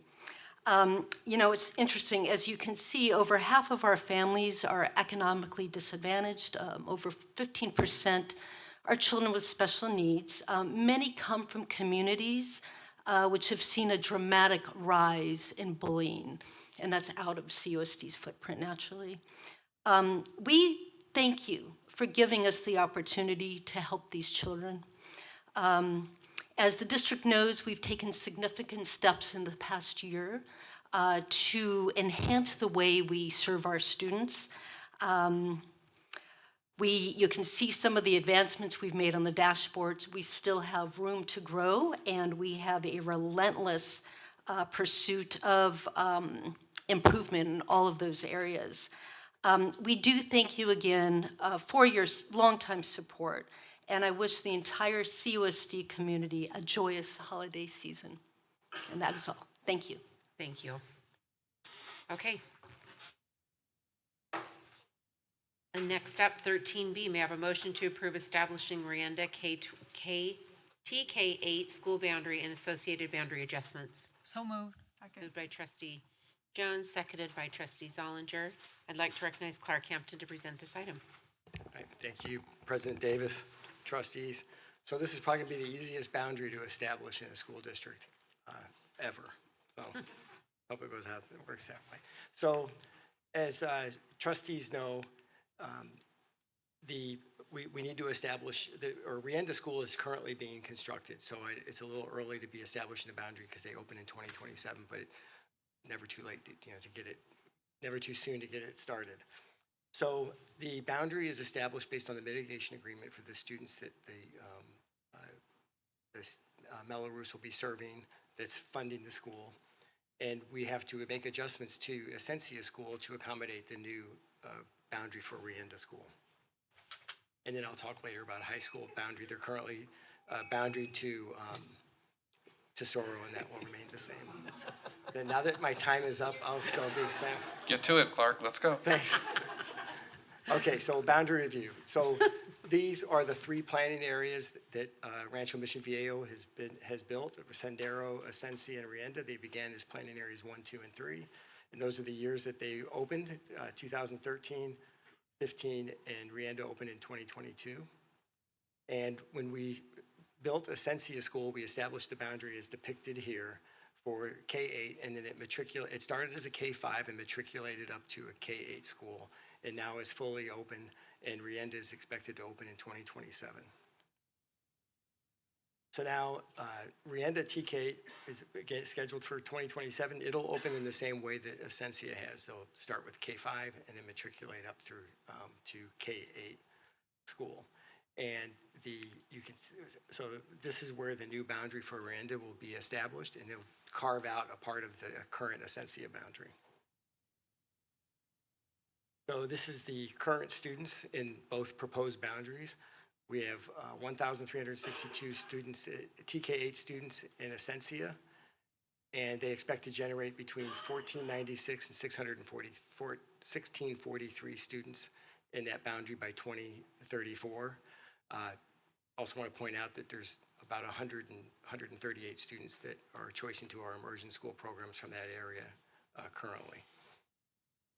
And that is a geographic boundary projection. It's not based on the actual attendance. It just looks at the number of students generated in that area and in those grade ranges. And then already there's students who live in Rienda now, and they're attending Essentia until Rienda opens. There's 230 TK8 students. That region expects to generate 1,200 to 1,453 students by 2034. And then for the high school boundaries, there's 381 high school students that currently live in the combined boundaries, and the combined boundaries expect to generate 1,085 to 1,200 high school students by 2034. So it's kind of a picture of where we are right now. So high school boundaries. So all of Essentia is currently in Tesoro. With the new boundary of Rienda and revised boundary of Essentia, they'll both stay in the Tesoro high school boundary.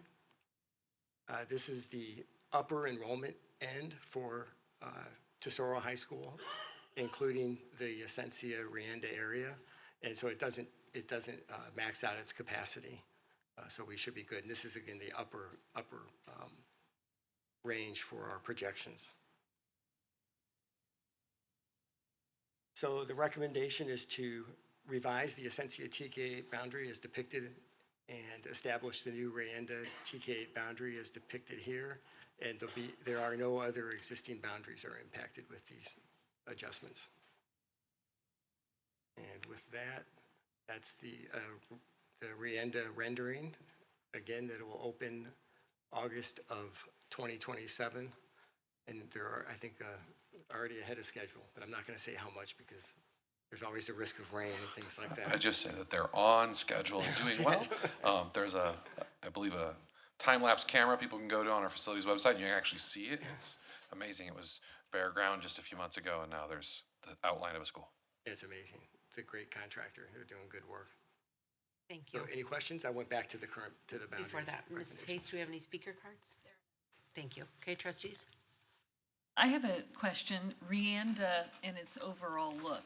Is it going to look much like Essentia? You know, each time we build a school, they get better and better with new updates. So I'm looking at this, it doesn't look like Essentia to me, but I just wondered in terms of the overall. There's similarities in the design, but the things that we learned, and John Forney can, I think, shake his head yes or no, but we learned a lot from Essentia, and what we learned is incorporated into the design for Rienda. So this school is, we've made some improvements in the way it's programmed and designed. New and improved. So yeah, it won't be a direct copy of Essentia. Unlike, when we were building schools very fast, we have some schools that are very, very similar in footprint layout, if not identical. Tesoro and Aliso Niguel come up. This one will not be just a copy of Essentia. It's its own school. Yeah, this is its own design, separately designed. Different look. They still go for that kind of ranch style look, because we do work with the ranch so that the school can blend in with the community well. So I have a very specific question, but I'm going to compare a high school and a middle school, and this is a K through 8. But the STEM building built at Newhart with the big open beam ceilings has the same echo chamber that the new Dana Hills High School has. But I saw in the report in November that there's going to be some monies to go back in and do some sort of mediation in terms of. Done. Right. Yeah, so, talking about Done. lessons learned, because then I was gonna ask, hey, so what's gonna happen at Newhart? Because if you talk to those teachers trying to teach in those classrooms, it's very difficult. So is that like one of the lessons we've learned, that wouldn't be happening here? Yes. I mean, it looks great, but then when you start to teach in this echo chamber kind of classroom, it really is challenging. No, we should be good. We should be good. I have a question about just about the students, the high school students. Do you know how many of them do open enrollment for, let's say, like San Juan Hills? Because I live in that area, and I know a lot of kids that go to Tesoro and a lot that do San Juan Hills. Just wondering, looking at these numbers of high school students, do you have an idea of like the percentage? Is it really small that opt? Let me go back to the, so this is for looking at Tesoro High School's current attendance patterns. So this incorporates choicing in or out of the boundaries, and there is a number of students who are boundary to Tesoro, but they choose to go to San Juan Hills or Capital Valley or Dana or even San Clemente. And vice versa. There's students in Ladera and boundary to San Juan who choose to go to Tesoro. So when we do the projections, we look at those percentages, and that's why that's bounded, right? Like, we might not hit these numbers. These are our hopeful numbers. It could be slightly more, slightly less based on how many kids move into the Rienda area, as well as choice into other schools. You may want to show at some point, trustees Onlinger, you have that fabulous screen in your office that you can pull up and, like this color chart show, how many are living in that area, school of choice. Because I had asked trustee Zollninger in regards to this, because Principal Ken Israti, I sent him this presentation last night to say, hey, good news. And he responded, he's very happy. But I, asked Lisa because while it's a neighboring community, understanding the roads and how busy the toll road is or isn't, or cow camp, because looking at the map, it looks like Rienda is much further to go to Tesoro than it is to go to San Juan. But Lisa was kind of sharing with me that actually traffic-wise and all, so there's all kinds of nuances. Like, I would never begin to guess Aliso Viejo or San Clemente, egress and traffic patterns, because if you're not there during, school opening and closing times. But I'm kind of excited about this. Well, and also you can see the pointer, the way Essentia has grown up this direction, Rienda's there'll be all the homes opening up in the northern part of this region as well. One other thing I think is important just to note about the toll road is that we always call it the toll road because it does turn into the toll road, but that little section, there is no toll. You don't pay the toll until Oso, and that's where you get off to get to Tesoro. So I've heard people say to me, well, I think it's disgusting that you have to pay a toll to get to high school. And I'm like, no. Yeah. Yeah, Yeah, the toll ends after you've passed Tesoro. And when we look at those projections, while there'll be more kids from this area going to Tesoro, unfortunately, we still are under declining enrollment through the rest of the district. So, like, you see that you're not getting this big sudden spike in Tesoro's enrollment because of this area. You're getting a gentle increase because it's sort of mitigating the drop off from other areas that feed Tesoro. So you're not going to get the huge traffic changes if you had just kept a flat Tesoro enrollment and then added a new community to it, because its base enrollment without Rienda is not flat, unfortunately. Nowhere is. But when you look at that map,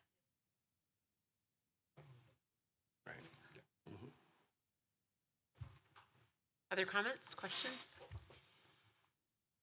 Clark, thank you very much. All right, all those in favor say aye. aye. Any opposed? Motion carries 7-0. Moving on to 13C, may I have a motion to approve resolution number 2526-15, withdrawing from membership in the school's excess liability fund joint powers authority. So moved. Moved by trustee Adams. Second. Second by trustee Jones. I'd like to recognize Clark Hampton, Deputy Superintendent, to present the item. Thank you, President Davis. So given the recent changes in the excess liability insurance market, there's been a lot more claims. You may notice that when you drive down the freeway, you see a lot of attorneys' billboards. So, but regardless of that, it's important for us to take a look at the market. And in order to do that, we need to issue a withdrawal notice per our agreement with SELF, which is the current excess liability carrier we have. And so we need to provide a 6-month notice, and this allows us to go out and look at the market, determine if we can do better or do we stay with SELF. Some of the other providers out there are also JPAs. SELF is a public JPA, and the other ones are the Schools Association for Excess Risk, or referred to as SAFER, and PRISM, which is Public Risk Innovation Solutions and Management. So by passing this resolution, it just allows us time to go out, and ASCIP will actually run the analysis of the excess liability carriers. Yes, Ms. Hayes, do we have any speaker cards for this item? Okay, trustees? Okay, so as mentioned, just allows, it doesn't mean we're leaving, it just means it gives staff opportunity to look into it, so thank you. All right, Ms. Hayes, can you please call the roll? Student Board Member Hanson is absent. Trustee Castellanos. Aye. Trustee Pritchard. Aye. Trustee Zollinger. Aye. Trustee Adams. Aye. Trustee Jones. Aye. Trustee Bullicus. Aye. Trustee Davis. Aye. Motion carries 7-0.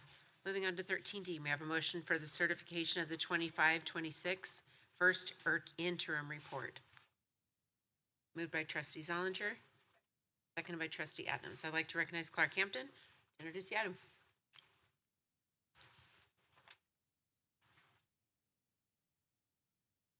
Thank you, President Davis, trustees. So I'm Philip Townsend, Assistant Superintendent for Fiscal Services, is joining me.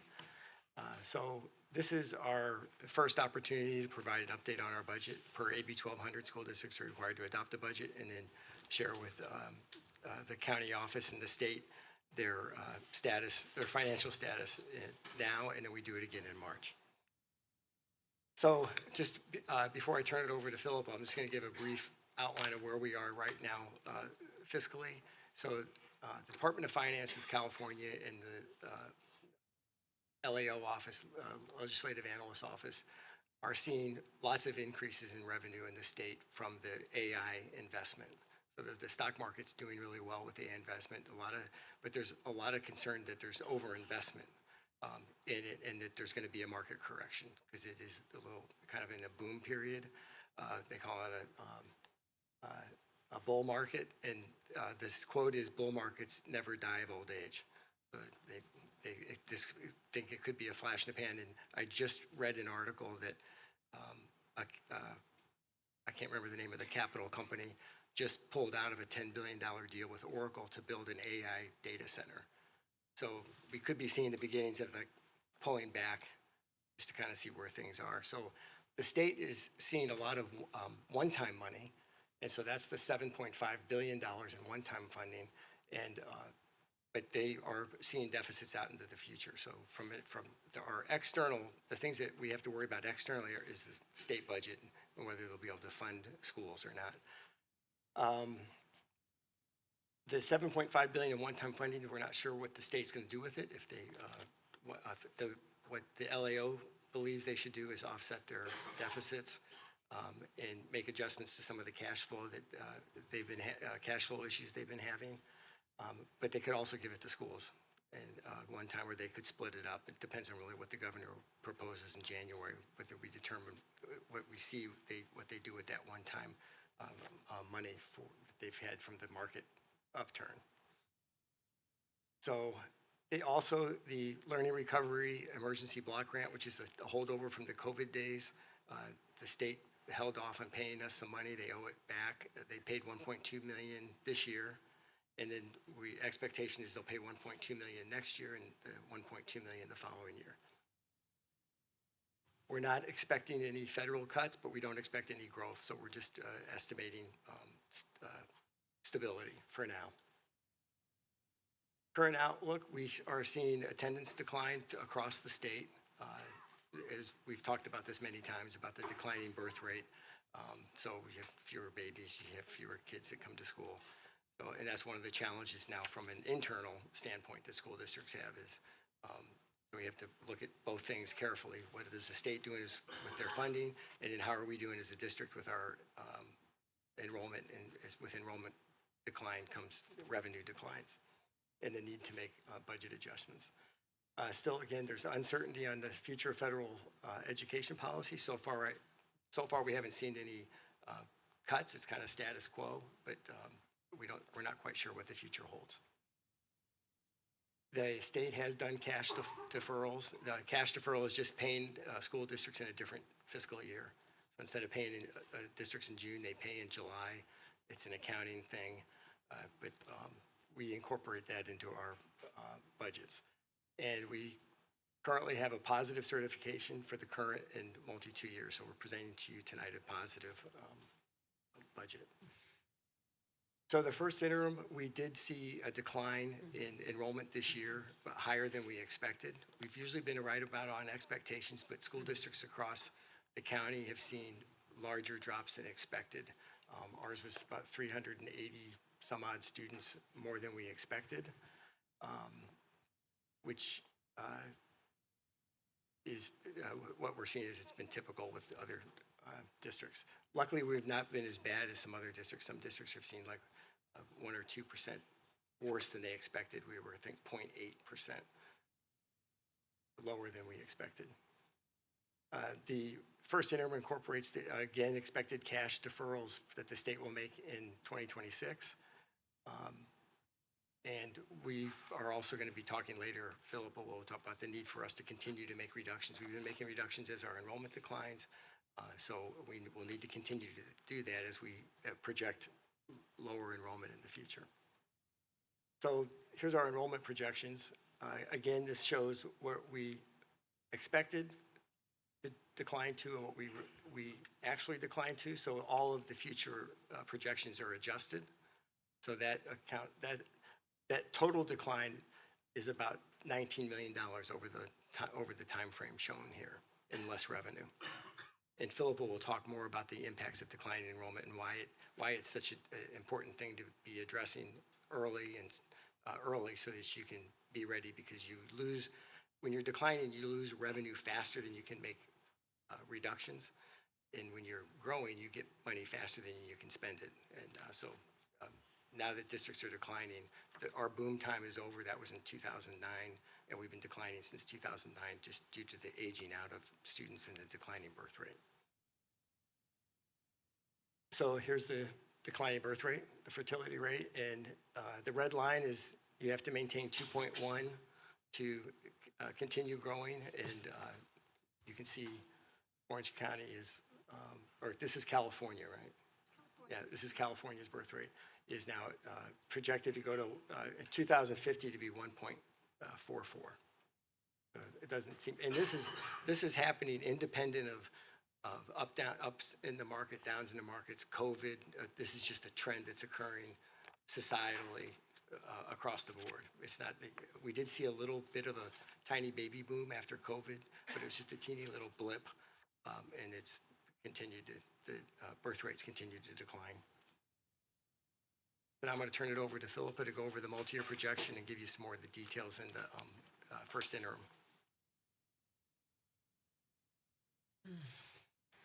So my first piece of bad news, I guess you could say, is that next year the COLA was anticipated to be 3.02%, and that's what we reflected in our budget.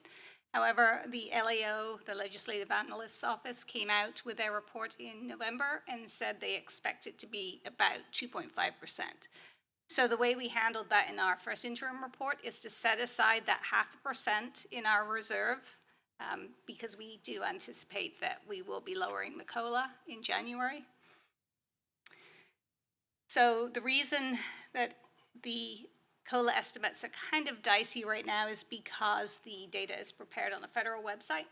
And of course, with the government shutdown, the information that was supposed to be updated in October still hasn't been updated.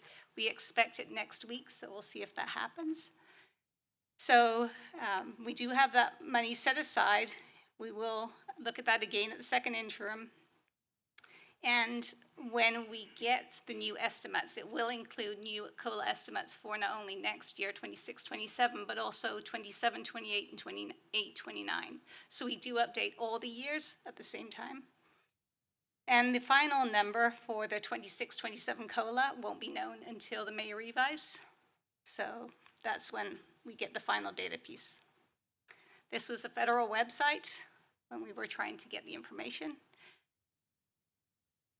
So the reason that declining enrollment is so difficult to handle is because when you lose, let's say, 500 students, you're going to lose about $6 million overall in revenue.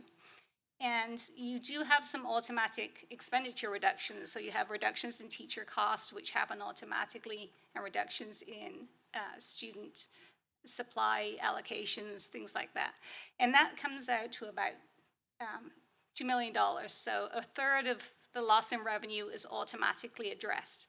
But for the other 2/3 of the loss in revenue, we actually have to identify additional cuts in programs or in non-classroom based staffing, things like that. So you actually have to make a decision about what you're going to cut. So in this scenario of 500 students, you would have to identify $4 million in ongoing cuts.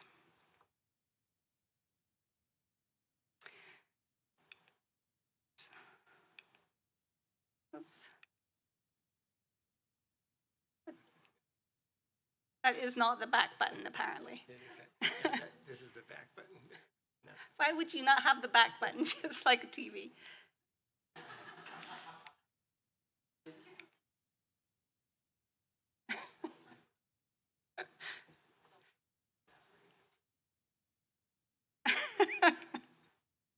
Oh. Okay. So there was a blue box on here earlier, but seems to have disappeared. Try it again. Nope. Okay, so pretend there's a blue box around those 3 green bars on the left-hand side. That's the 3 years that make up the current multi-year projection. So those green bars reflect our fund balance each year for 25-26 through 27-28. So those green bars mean that we will be at or above 2% in each of the years, the 3 years in the multi-year projection. However, in June, we will start the 26-27 multi-year projection, and we will move over 1 bar to the right to that red bar, which means that we will have one of the years in our multi-year projection that is not at 2%. So one of the purposes of the first and second interim budget report and multi-year projection is so that we can identify what our budget will look like and if we need to make any budget reductions. So because we are coming up to a year when we will not be at 2%, we do have to start to identify cuts, or continue to identify cuts, I should say, as we have already been making cuts. And And so I just want to mention, this is very similar to where we were in 22, 23. You may remember the fiscal solvency statement that we made. So it was a similar type of thing. At the adopted budget, if you look out into the future and you see that there's a negative bar, then you do a fiscal solvency statement committing to the reductions necessary to bring that back up. And just to remind everybody, we made that statement, and then we made the reductions to get to back to a positive certified budget, right? So we've been doing this the last 2.5 years. There's nothing new. It's just not stopping. So once we make a fiscal solvency statement at the adopted budget, assuming we have not already identified enough cuts to make ourselves positive in all 3 years, then once we get to the first interim report, if we don't have all our cuts identified, we will need to certify our budget as qualified. So that's the next step. Another item that was impacted by the government shutdown is the district audit. District audit uses the guidelines from the state for most of the audit, but also guidelines from the federal government to audit the federal programs. So probably partway through the audit process, we were all told to email the state controller's office and ask for an audit extension. And of course, as soon as we did that and it was granted, that's when we got the federal information. So we have completed our audit and we will be presenting that to you in January. Also in January, the governor's budget comes out on or before January the 10th. So we'll be updating you with that information. And in March, we will be presenting the second interim with any updates for the first attendance report, any updates on enrollment projections, as well as any update from the state or federal government. These are the assumptions that we are using for the first interim report. This is something that we provide to OCDE so they can do their oversight, so they know what numbers we are using. Most of these numbers come from outside agencies like CalSTRS, CalPERS, School Services, and Orange County Department of Education, along with our projections for attendance and enrollment. So with that, we would like to recommend approval of the first interim report with a positive certification. And if there are any questions, we will be happy to answer. Thank you. Mrs. Hayes, do we have any speaker cards on this item? Okay. Discussion? Okay. Trustee Wilkes? So I understood that this year we were going to continue the incentive program for our schools in trying to reduce the absenteeism. I just wonder if you have any findings at this point. How are we doing in that? Is because we had some schools that were big winners last year, but do we know if I don't hear it as much or read it in the weekly emails that they used to be driving it home last year. So I just wonder if it's been as effective this year, Well, if you know. Things have kind of leveled off for us. So we've leveled off at about 94.5%. I think we're 0.02% better than we were at the same time last year. So it's about even. And then with the attendance recovery, that bumps us up to another like 0.01%. So we're 0.03% better. So it's really, we've leveled off. So we still have the incentive going. The bottom is 94.5%. So the incentive is for schools to be above 94.5% or better than they were last year if it was above 94.5%. So we keep going, but sadly we've kind of leveled off, and that's there's a lot of school districts, same thing. Do you recall, do we have better attendance in fall versus spring or vice versa, or is it pretty much? If the trend is, you see it, it starts off high because there's fewer days in the formula, but then it drops. It used to not drop as rapidly pre-COVID in the beginning of the year. But we now see it like there's a steep drop off, and it's on a daily. We do the average daily attendance average each day, and it's a much steeper drop, and then it kind of levels off, and then there's more drops. But we're seeing bigger swings in Monday and Friday absences. That's where it used to be there was always Friday and Monday absences, but the swing was very tight. Now it's a much, there's a much, it's instead of going from 96% to 94%, it's 95%, 94.5% to 91% on a Friday. And then it comes back up and then drops on a Monday, it might be 92%. So that's where we're seeing it. Just Overall, too, we do see it start to rise again in the late spring as we get towards the end of the year. Yes. Unfortunately, that's after P2, in which case we're set for as far as state funding. But it doesn't rise a ton, right? It's the highest for the first few days of the school year, and then it drops and then slowly recovers. It's usually down during the holidays and flu season as well. Maybe we need to create an incentive for parents. A Monday, Friday, send your kids to school, and we could have a collection or something, and your name gets in a hat and you win some money. But if you're absent, the attendance recovery program is fantastic. I'm going to put that out onto private donors. We will not be doing that with district funds. So if private donors want to fund parents, absolutely. Yep, fundraise. Other trustees? Thank you. Okay. And all those in favor say aye. Aye. Any opposed? Motion carries 7-0. We'll now move on to consent calendar. Mrs. Hayes, do we have any speaker cards for this item? Thank you. Do you have any trustees that have any consent items they'd like to pull? Okay, we have a motion to approve the consent calendar. Moved by trustee Zollinger, seconded by trustee Jones. Mrs. Hayes, can you please call the roll? Trustee Castellanos. Aye.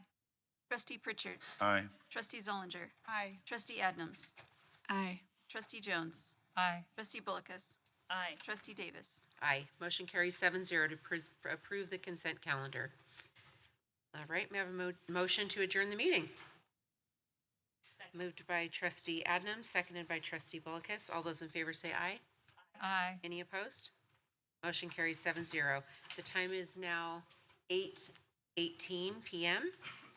Ladies and gentlemen, please do not move. We will be now moving on to our Facilities Corporation meeting of the Board of Directors. Good evening and welcome to the December 17th, 2025 Facilities Corporation meeting of the Capistrano Unified School District Board of Directors.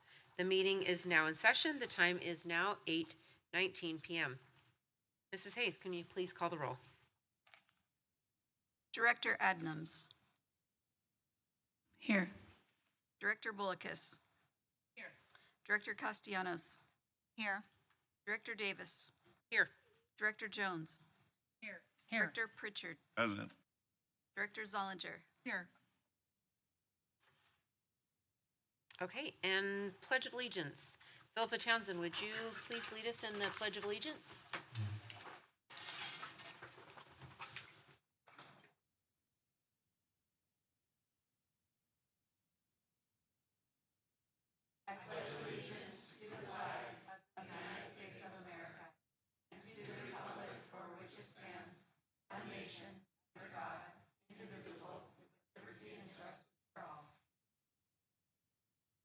Thank you. May I have a motion to adopt resolution number 2025-1, resolution of the Board of Directors of the Capistrano Unified School District Facilities Corporation holding annual meeting and electing officers of the corporation. So moved. Second. By trustee Bullicus, seconded by trustee Jones. Mrs. Hayes, can you please call the roll? Point One of moment, order. please. One moment, please. Sorry. Point of order. Point of order. We need to Adopt a the motion to agenda. adopt the agenda. We're going to switch that up. If we could please have a motion to adopt the agenda. Second. By trustee Adams, seconded by trustee Jones. Thank you. Mrs. Hayes, can you please call the roll? Director Adams. Aye. Aye. It's in alphabetical order. Okay. Director Bullicus. Aye. Director Castellanos. Aye. Director Davis. Aye. Director Jones. Aye. Director Pritchard. Aye. Director Zollinger. Aye. Thank you. Motion carries 7-0 by roll call to a vote to adopt the agenda. And now may I have a motion to adopt resolution number 2025-1, resolution of the Board of Directors of the Capistrano Unified School District Facilities Corporation holding annual meeting and electing officers of the corporation. Moved by trustee Zollinger, seconded by trustee Adams. Mrs. Hayes, can you please call the roll? Director Adnams. Aye. Director Bullicus. Aye. Director Castellanos. Aye. Director Davis. Aye. Director Jones. Aye. Director Pritchard. Aye. Director Zollinger. Aye. Thank you. Motion carries 7-0 by a roll call vote.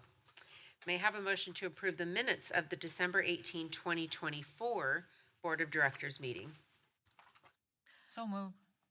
Moved by trustee Jones, seconded by trustee Bullicus. All those in favor, say aye. Aye. Any opposed? Motion carries 7-0. If nothing else needed by the board, this is now adjourned. There being no further business before the board, may I have a motion to adjourn? Second. By trustee Adams, seconded by trustee Jones. All those in favor say aye. Aye. Any opposed? Motion carries 7-0 to adjourn the meeting. The time is now 8:21. Thank you.